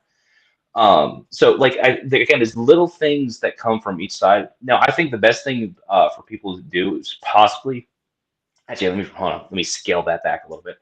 All right, so what I would recommend people to do is, if you have a choice between a class of either force on force or a regular pistol class, take the force on force class first. That's, to me, that wakes people up very quickly. All right, because now, mind you, you already know that you need to take a class, but now you need to know what you're messing up on. Is it your tactics or is it your hard skills? All right, and you learn so you can kind of you learn very quickly. So those are the two things. So you should take both those first. Then I think you should start competing. All right. I don't care what you compete in, either steel matches, USPSA. If you have to, IDPA, sure. Two gun, whatever you're interested in, PRS. Something that catches your interest because it'll transfer over to some. I think it should be pistol based for the most part. I've never seen a good pistol shooter that was a bad rifle shooter, but I've seen a lot of rifle shooters that are pretty pathetic pistol shooters. Yeah. I think it translates a lot better. The amount of people I time with, well, if you give me a rifle, I can, the gnat's ass at 300 yards. I don't believe you, but okay. What Yeah. can you do with a pistol? Are you carrying around? Yeah, you can't. Do you have an AR with you at all times? Oh no, you carry the subcompact POS. Oh, okay. So, can you shoot with? Oh, that's another thing. Oh my goodness, this is the one thing that probably irritates me the most about competition shooters is they'll have this tricked out gun, all right, or even not even a tricked out gun. They'll have like a Glock 19 or something they're gonna shoot the competition with. And you know what they fucking put in their waistband? A J frame. All right. Hey, when's the last? And they'll brag like, "Oh, I can do like a sub 2 second bill drill." Okay, man. Do you carry that ever? Oh, that's too big. Okay, what can you do with the J frame? Oh, I just run a couple drills here and there, so you can't. Okay, what are you telling me here, man? Yeah. I just had a Like student the amount of time. yesterday. Yeah, yesterday I had a student that's been with me for a while. Like he was there the first year I was teaching. But then he had a long break in training. And I was like, wear your carry gun, wear it the way you normally do. And as we're going through the Pistol Skills 1 curriculum, he was like, yeah, this is fucking hard. I think I'm gonna get a holster so I can carry my big gun. And so now he's going back to carrying a full size M&P. And it's like, hey, this is one of those things too, where it's like mindset, tactics, skills, gear. The gear matters. Your mindset has a big factor in that. Hmm. Your gear also can, affect Yeah. your skills and affect what tactics you can use. Now, I will say this. I will say this. I've seen grandmasters, I've seen masters, I've seen A class, even B class shooters like myself. All right, that can run small guns very well because they do have a better base for what they can do. However, um, I'm trying to think of how to word this. So this kind of goes back to say you are 100% all the time, but that one day shit kicks off and whatnot. Maybe you're only 80% as efficient as you are. Where's that 80%? All right. Now, if we're taking the world into consideration and 100% is the absolute best shooter, and you're 1%, your 80% may not fucking count worth a damn. All right. But say that 100% and you're closer to the 80% on his end, your 80% might be the world over. You might be winning wars. But when you use stuff that you don't compete with, that you don't shoot, that you don't do whatever practice with, now it's knocked that down another 20%. We'll be generous here. All right. Generous percent. You're now working at 60% of what you could be. Is that a risky? Because if 60% is failing, at least I think it is. Is it still failing? No, it's a D. It's a D minus. That's still passing. Okay, you're still a doctor, but still, all right. Is it really something you want to? Is it really something you want to depend on that D minus doctor? Coming to do a surgery. All right, I passed med school. That's fucking good for you. Where's the Asian? Give me that one. All right, Joe Smo from the fucking boonies that made it through med school. I don't particularly care. You know what I mean? I want the Jewish doctor. I don't want I don't want Bobby. So but you get what I'm getting at though. Like competition shooters, I think to an extent have a bad frame of reference of how good their skills are and how little they Yes. denigrate with shooting. Now, now, I will say that another great thing though that I will say that competition will get you. Now, airsoft will do the same thing, kind of. But something the competition does give you is violence of action. All right, that swift movement, getting into position quickly, getting on the gun quickly and whatnot, is not something I see that's taught well often in classes or in airsoft. A lot of times, airsofters are very cautious coming around stuff, or they're very cautious going into things, even though it's a known thing. It could be a known thing, but you'll see these airsofters be really cautious about it because there is a pain. There's a pain penalty for failing. This is a good and bad thing, but that violence of action from competition shooting, that immediate come in, gun up, get on it, let's roll, could be a great benefit. Again, that ballistic pressure. It's really hard to train, and that's actually something that was really hard for me to learn. Um, uh, having taken several classes, I didn't really learn it until I started shooting competition. Because in the back of my mind, my thought was, oh, but if I get shot, I'm not useful. But in the same breath, if I don't get there in time, I'm letting other things happen that could have been very well taken care of. You know, it's always the stuff in the back of your mind, like say you leave in your car 30 seconds late and you hit a deer. Well, if you had left 30 seconds early, would you have hit the deer? Maybe. Yeah. So You this know, is if you, and vice versa. this is something Sonny talks about with like I'm not sure if it originally came from him or if it originally came from Musashi. I'm sure Tom Holyby is listening too. He quotes Musashi all the time, but it's it's being in rhythm, right? It's not like the competition shooters are good at being fast, right? An airsofter being more cautious is Mhm. going to be too slow, and that happens in force on force scenarios as well. But you should be able to do the slow part and the fast part. If you can't do one or the other, you're going to be out of rhythm. Like a dude, like an airsofter, just being like, yeah, I'm just waiting for him to come out there, and then he's already finger on, aimed at the spot that he's expecting you to be at. Comes out, fucking, he's going to get smoke checked. At the same time, like an active shooter situation, fucking, you don't have time to go slow right now. Like you need to get there and stop the killing. Mhm. So that's interesting. I haven't heard about the violence of action part for Yeah. competition. So, but then mind you, this kind of comes with a higher level of ability because so I want to say C class and below, you're not going to see that. If you never develop yourself past a C class shooter, you're really not going to see that much.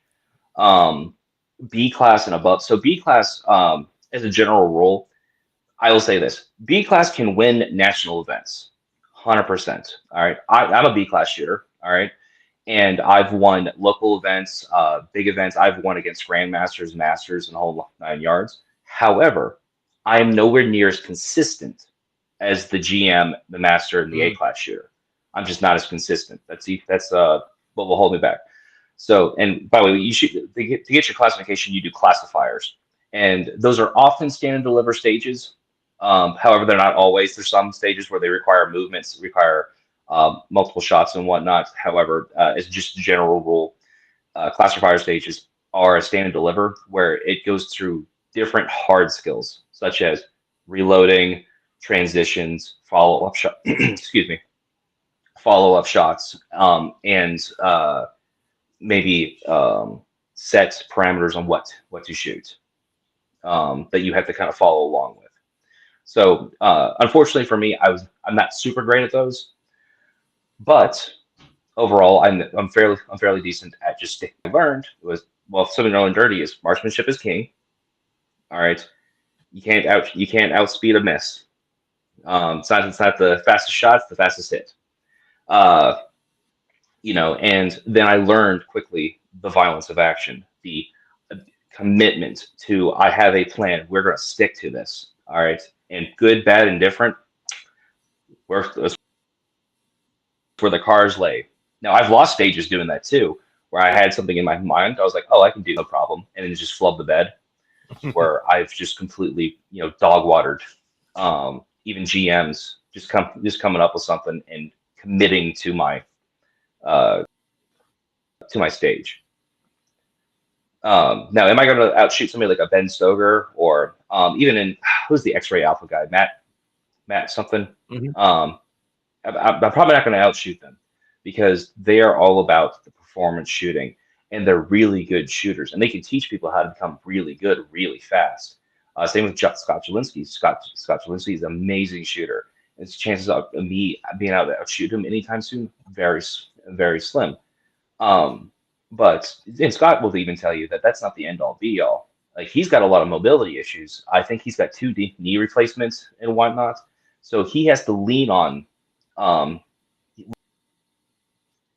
ability to do the ballistic pressure a little bit more than I don't have two knee replacements.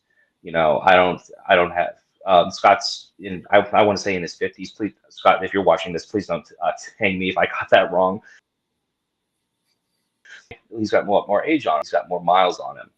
I don't really have that issue. So I have other things that I can commit to and I can do just outright, if that makes any kind of sense. Yeah, it's kind of like you know, if you can, like the mobility, also hand-to-hand skills, and you know, there's verbal and low light, all that, but like in a sense of fighting, hand-to-hand mobility, working cover, stuff like that.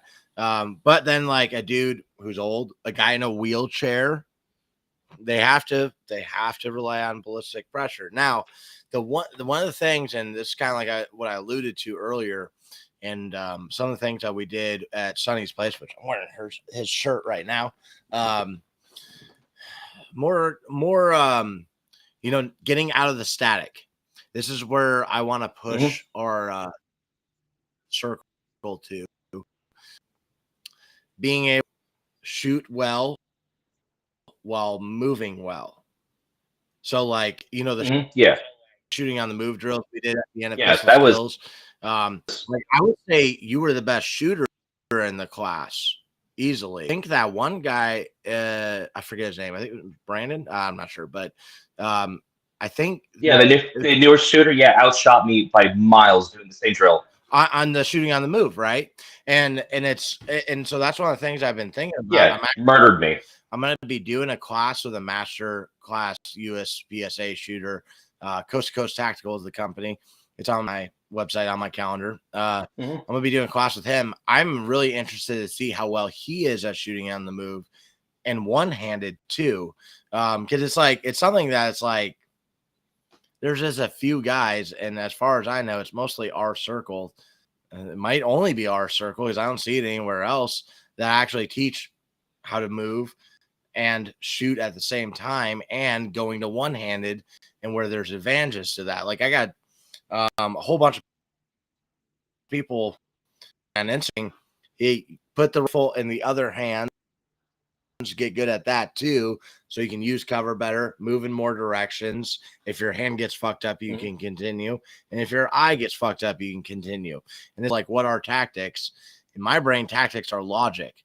I would apply logic to my fight to win, right? Like move so I'm harder to shoot. I can get a better position. Put stuff between me and bullets so the bullets don't hit me. I don't see what the stigma is on that, but so what I'm thinking is I don't either. Sorry. So what I'm is like, you're good. You could with like the structures that are out there and the teaching methods. Like I haven't trained with Scott Jenlinski, but I've trained with Jared Reston, who they work together, and at least from the videos I see with Scott, they're very similar. I do plan on training with Scott eventually. I like him.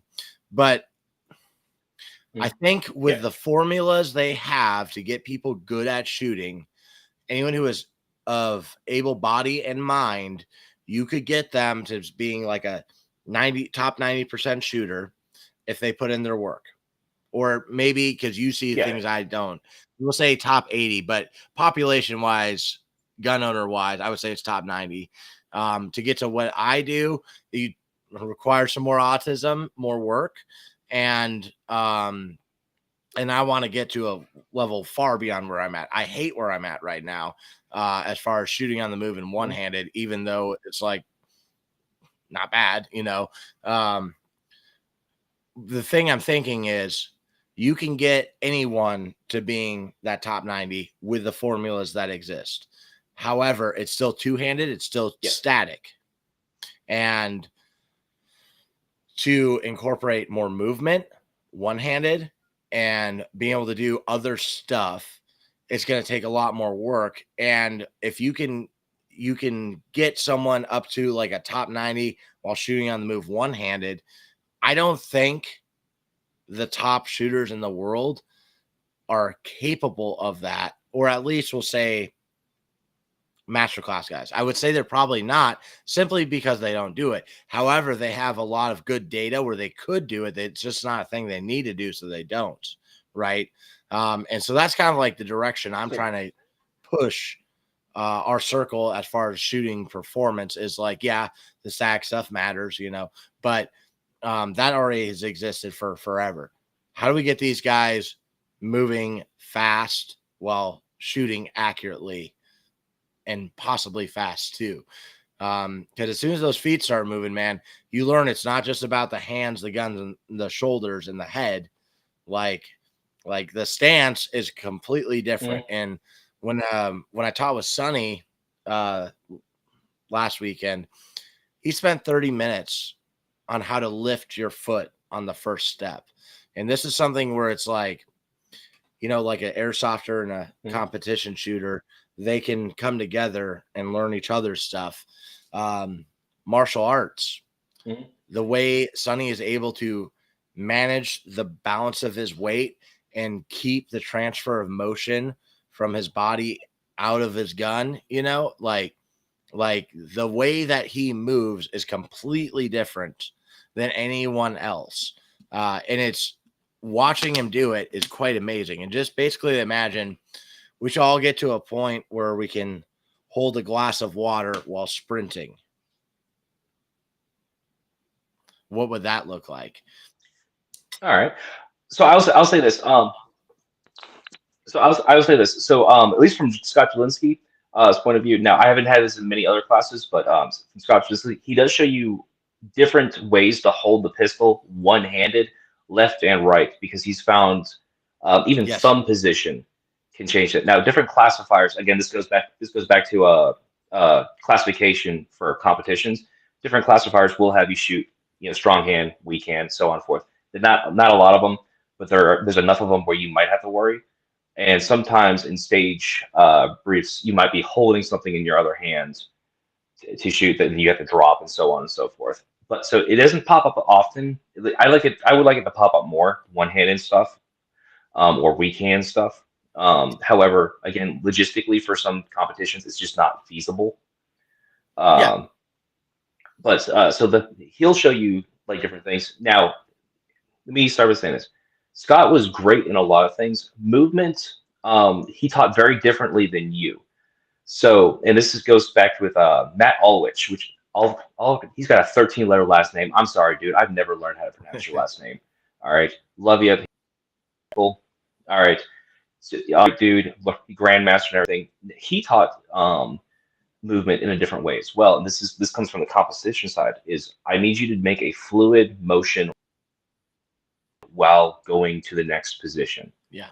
Because for you to move and shoot at a snail's pace, then you come to a full stop, prep, come, bang, bang, regain your momentum next position. We did this on the shot timer.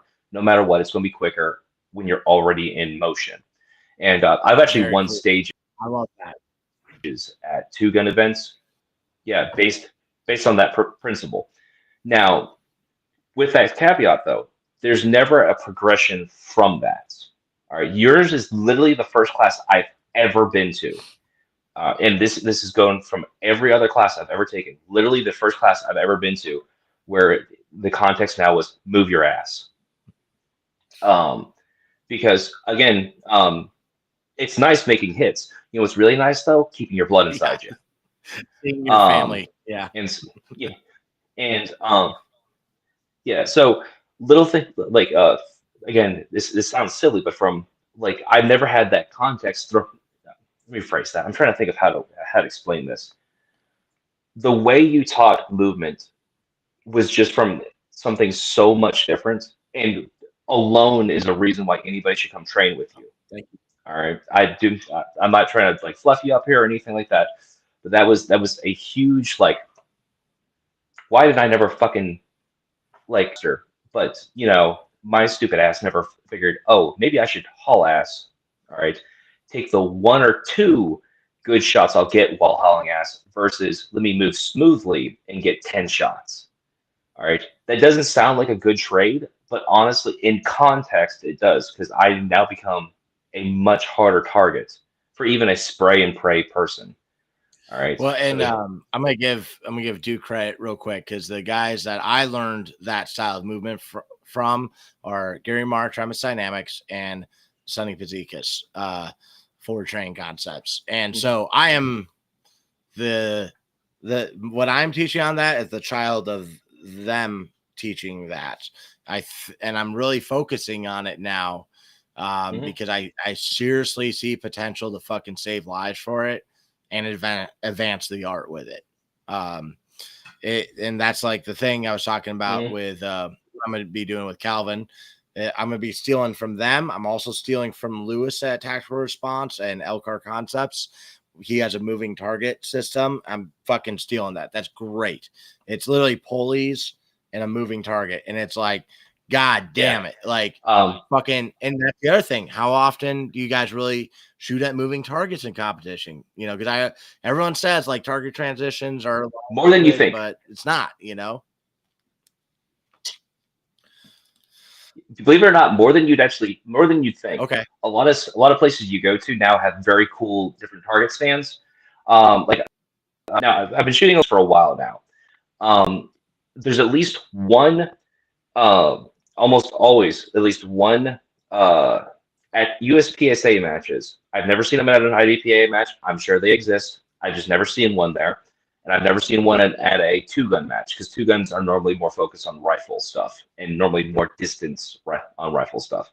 So I'm not saying they're not out there. I just haven't witnessed it yet. But in USPSA especially, at least one stage has a fuck you target where you guys have seen the Texas Star, obviously. It's a different type of moving target, but it's still a target you need to track with sights, predict, and shoot. I've seen the whole pulley system where something just slides across and you have to put rounds on. Another channel, if you're ever interested in Delta 34, has a match breakdown of a recent match he did, which if you ever get a chance, check that video out. That's actually, I think, how a lot of matches should be, but we'll get into that at a different point in life. And then you also have targets where it's, there's another one. There's other targets where it'll flip, and then once it's gone. Or they'll have it where they clamshell and have two no shoots over top, and you got to get it before even that back no shoot comes up because pass-throughs count. Remember. So I will say this: at competition shooters, we'll get a lot more than just the average shooter on tracking targets and stuff like that. Not as much as an airsofter by any stretch of the imagination. One thing but you'll at least have one stage. Sorry. One thing with airsoft too, though, is like, man, I was trying to use it as hard as I could to get good at shooting on the move. I was like dedicating like at least an hour every morning in my yard to it. But the BB is so affected by your movement and wind that it's like, if you're going to try to use it, it has to be fucking unreasonably close. But that could be awesome considering guys don't try to rob you from 25 yards away. Continue, please.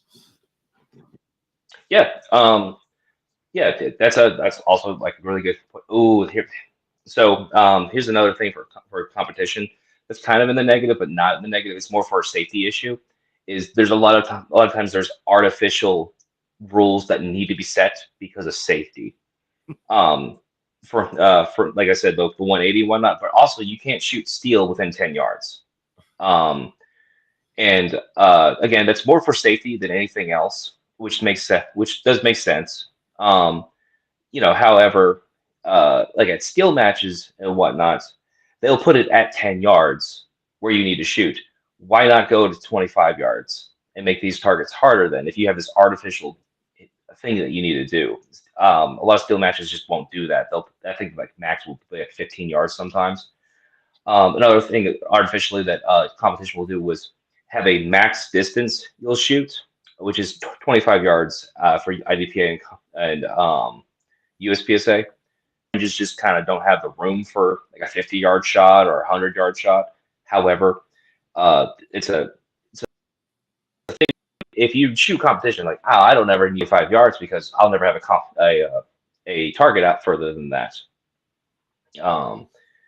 Is something you'll run into quite often. Like I said, there's a good and bad thing with it. Another thing that I do find kind of bad with competition, but you kind of have to do it for one sake of brevity in the stage to make sure everybody's off of the range before somebody starts, is walls are just mesh. Um, and I don't know about you, but I've never met a mesh wall not Uh, shoot through. that was another one I pissed Again, people off safety. with. There's always this one jackass that's still back there taping targets. Oh yeah, I made a meme that being like the Drake meme where it's like, ooh, and it was a tarp, and then it was Yeah. like a mesh wall. Like, and I'm like, yeah, that, and I get the safety thing, but at the same time, like there would be so much value if the no shoots were people. Not saying let's do that. Not saying let's do that. Yeah. But again, if we're talking about being prepared for real violence and even true violence, which gets a lot worse than what I would consider real violence, like fucking have you ever shot past a person? That goes back to the thing you're saying. Like, are you fooling yourself right now? Because it's like it could be, it could be that they're not carrying the same gun, but also just like there's no pressure applied to you besides the mental pressure you're allowing to be put on you, which does matter. It does matter. But I don't want people to go into a gunfight and it to be their first time shooting past real people that should not be shot. With that. And I think competition to an extent has that effect. Again, we have to, in the confines of I am trying to get better as a shooter, I am trying to get better as a defensive person, a person trying to defend the world, myself, and my family. You kind of get a little bit of value of that because there's a fucking no shoot right there. Why would you put that right there? All right, hold on, let me angle. All right, so you do have those thoughts every now and then. The same with like us. I do think IDPA kind of does a better job. This is like one of the few things they do a better job of no shoots because they have targets with painted black hands low, and that's it. The hands are like this. They're low on the target, so it's not like they're up here or anything like that. So you have to actually visually see it. USPSA just flips the target around, and it's a white target, so you just can't. You don't. So you just have this big, very obvious. IDPA will sometimes be very clever with how they set up a no shoots, and it'll be low, but it's all the same color. So you actually have to be looking for little signaries. IDPA also will sometimes have a painted black, what looks like a Glock on the targets, and you'll have a bunch of targets that the only target you're allowed to shoot is the one with the painted on Glock. So sometimes those can be used very well. Sometimes a lot of times though, the gamer comes out and they gamify it too much, which is the kind of the unfortunate bit of it. If I was to make competition, just never mind you. USPSA, IDPA, two gun, all them should absolutely. They're fun. Go enjoy them and whatnot. I think though, if we as a community, just when I say community, let me phrase it. I'm not part of the gun community. I'm part of just getting better. I'm part of preparedness. The mindset. The best. I don't know how to explain it. I'm not part of the gun community. The gun community is full of a bunch of fuds. I think something that I would think would be better is one blind stages. Absolutely, you don't get to see the stage, which I know I said earlier. You get to play stage plan whenever you go somewhere. However, how long do you get the stage plan? All right, you walking into a restaurant, there might be something already going on, and it's now time to act. Not only that, it games it too much. It's too easy to game it in static targets, even targets that do move something. All right, it's too easy to see these things, and it's way too easy to game it. I think all targets, like you said, should have a realistic face put over top. It doesn't have to be a real human face, but just realistic. Something like a Valor Ridge target, like face, would probably just be fine. And hold on one second. Sorry, I lost my train of thought. And then the target should be covered with a T-shirt of some kind, so you can't see the zone that you have to hit. You just need to know where to hit.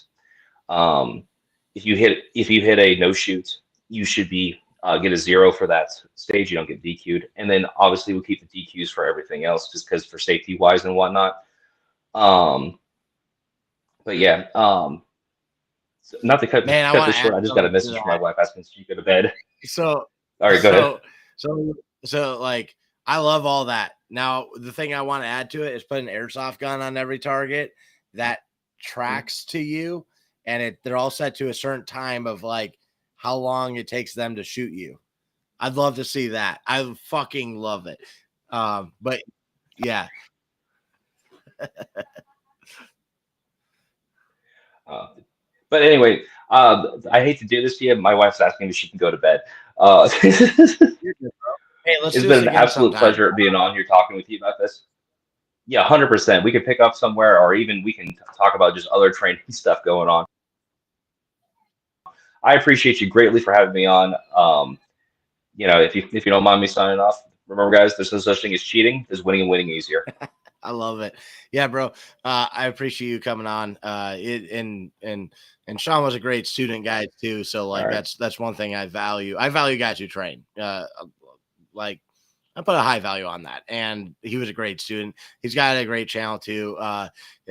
Subscribe to him, but what I'm gonna say is only subscribe if you actually like his videos, because it's actually gonna hurt him if you subscribe and never watch his shit. So there's a video I posted, and he's got other stuff. He has a review of one of my classes, but in the description there's a video from Sean. Check that out. See what his most popular video is on his channel. Check that out. Do you have any videos to recommend from you? You know what? Honestly, I don't really have many videos to recommend. If you know what, I take that back. Something for the community. Go check out how to clear pistol malfunctions. I've met too many people that do not know how to clear malfunctions quickly, effectively. So go check that video out. I've got like no views on it, so go check No one on that watches one. the good shit. Yeah, no, my informational stuff. The gear reviews. Oh, those take off no problem. All right, bro. Well, thank you very much. I'll talk to you later. All right, you be safe now. Later. All right, guys. So, hey, thank you guys for watching. Man, I think I'm getting pretty good at maintaining my autism. And letting other people talk. It's a skill I'm working on. But yeah, so I want to give a shout out to TJ Bizarre, because I actually texted him a link to this. I was like, hey, I'm gonna talk about you. When we were talking about the airsoft and competition stuff and like who would be better. Again, that's a theoretical thing. I'm not saying that like, oh, airsoft's way better in competition too. I'm not doing that. I'm just theoretical thing for discussion. But TJ, he actually does both. He does airsoft, he does competition, and he does classes like mine. He took 2 of my classes, Pistol Skills 1, Pistol Cheat Codes, and which I might change the name of that again, and Red Dot Pistol. He fucking slays. If you've seen videos of a dude wearing a brown jacket and a hoodie, I put him in my videos because he did really good. And I think he serves a good example of how to approach these things. Like, he's not just worried about gun stuff. He's worried about all of it. He trains like the person you would want to come saving you. You know, the person that you'd want to come to your emergency. He trains like you would want that person to train. So you can use that as an example. Now, again, I'm going to say it. I don't hate competition shooting. I mean, some of them are fucking wild, but there's that everywhere. Like we said, you know, hey, I served with Marines that this year I found out that 2 of the dudes that I served with, I had been in the same platoon with from time to time, they're in prison for rape right now. There's shitheads everywhere. Okay. So, you know, and because it's funny, you can watch like nonsense from competition shooters, nonsense from tactical guys, nonsense from airsofters. We always see the bad stuff, right? But there's good and bad in everything, right? Like the classes that I teach, I'm doing a lot of work to get them to the place that I want them to be at one day, you know, which I talked about with like, I'm not satisfied with my performance on something. So I want to get to like a fucking absolute stellar level so I can show someone else how to do it. And for me to even want to be able to teach everything that I would love to be able to teach, it's like it's unobtainable, but that's a good way to set your goals, I think, too. So again, this is, the whole purpose of what I'm doing is to save lives, change the culture for the better, and advance the art. Discussions like this need to happen more. We shouldn't be pushing people out in a sense that like we reject them because their gun is wrong. They shoot competition. They watch football, something like that. We don't need everyone, certainly. Okay, like we do need to regulate. However, part of being open-minded is also going and trying to understand the why behind the other people, right? Like I've said many times, I go take classes with guys that I for sure disagree with. I'll disagree with shit during the class. Do I open my mouth and start shit talking? No, because that's inappropriate. That's being a shitty student, being a shitty representative of our culture, of our circle. So, go learn more. You have to learn from the other side too. Jaeger was always saying that. And you'll find good and bad everywhere. So find the good stuff and spread it. Show other people. Recommend that trainer or wherever it is that you learn that thing and spread it. That's how we're going to get better. And that should be our focus, is us all improving. So thank you guys for watching. I'm going to have Sean back on sometime. I've been wanting to do this live stream for quite a while. And I think it was good letting him unleash his autism too, because I think a lot came out of just letting him rant. I might prepare something a little bit more. Let me go through the comments real quick and see what we got. All right. Mark, what's up? Josh, what's up? All right. I'm going to stop saying what's up.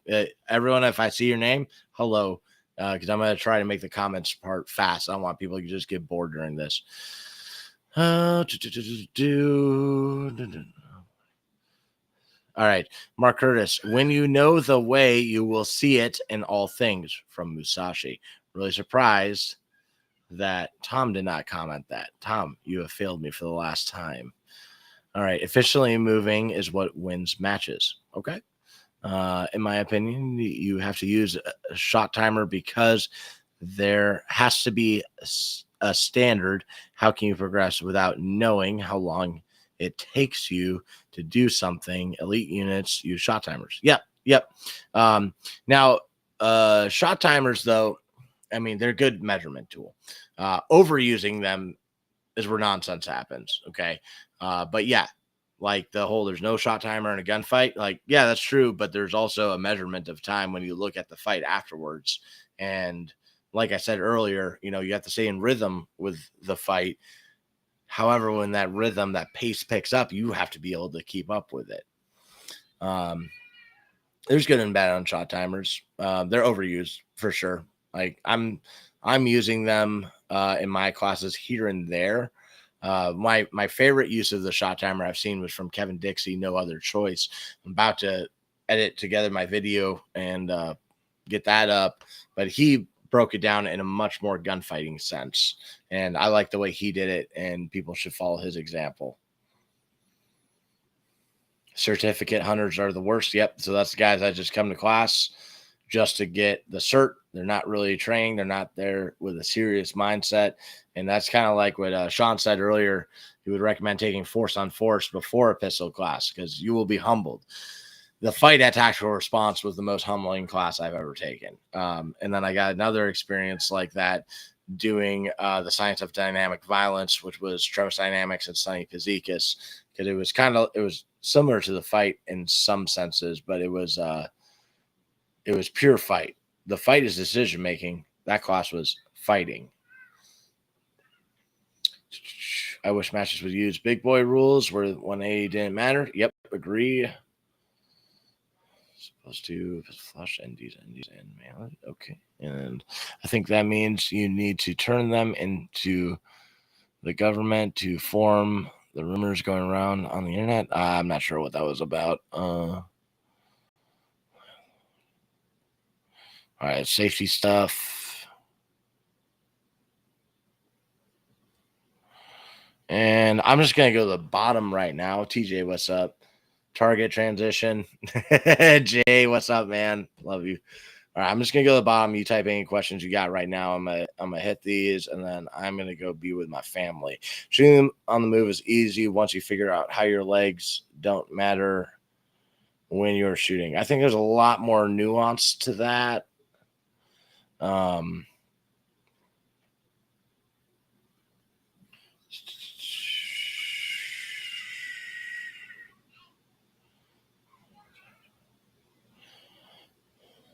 Musashi speaks about rhythm. There is no fast, there is no slow, there is only within and without rhythm. Yes. And this is why Tom needs to write a book of Musashi quotes and breaking them down, because he is fucking on it. I got a story about doctors that pass with 60%. Yeah. And I need to put some prayer time in for you, brother. It's Austin, one of my favorite students. Don't make fun of me, LOL. I shoot CZ Shadow 2 SAO in matches, but EDC a G17. Hey, bro, at least you're carrying a good gun, you know? The Shadow's probably good too. I'm just fucking around. I get it though. Yeah, you can have fun with games. Hey, I do shit that has no fucking benefit to anything in real life. I like fun too. There's nothing wrong with having fun. That was something I've been wanting to get out, but I kept letting him talk.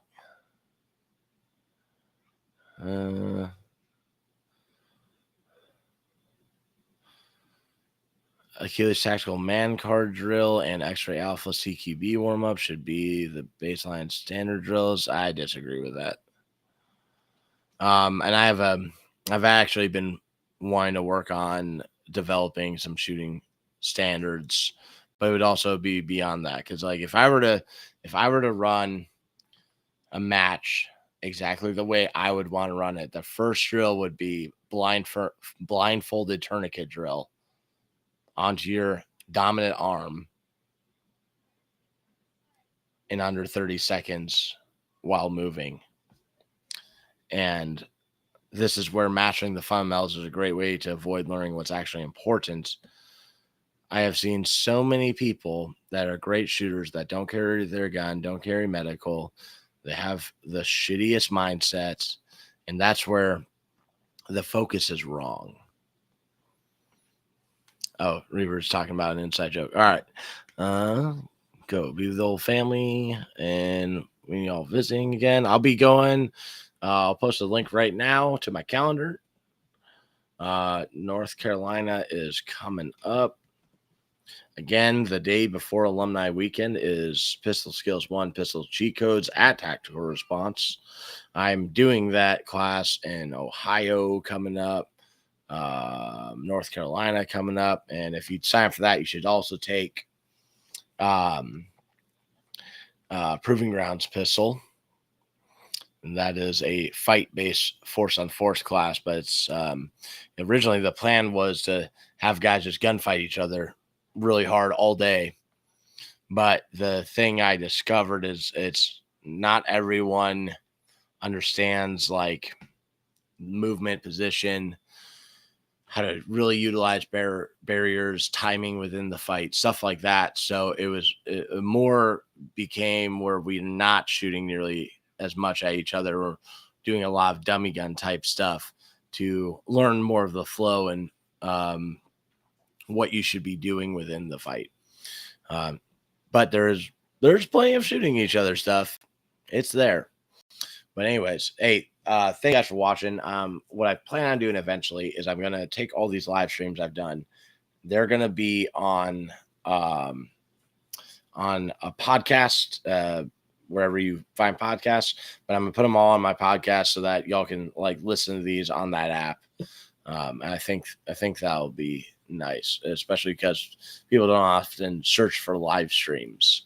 But coming up, I'm going to do some more lives. Really like doing them. Got some videos that are ready to drop. Interview with Butch Becker from Ammo Supply Warehouse. Got an interview with Eric from Barrel and Hatchet. I know I posted one that was more of a class review. This one's a review of Eric from Barrel and Hatchet. I plan on going to his class. I think it's the 11th next month. And I got some other stuff like the videos I've been dropping. So thank you guys for watching. You guys have been liking those. So I really appreciate it. I really appreciate when you guys comment and like, especially sharing them. Really goes a long way. It's not easy trying to make this shit work. So I appreciate all the help you guys put in. Like every comment, I sometimes don't have time to respond, but thank you guys for doing that. All right. Thank you for watching. Keep fighting communism. Kill all pedophiles. And remember that train.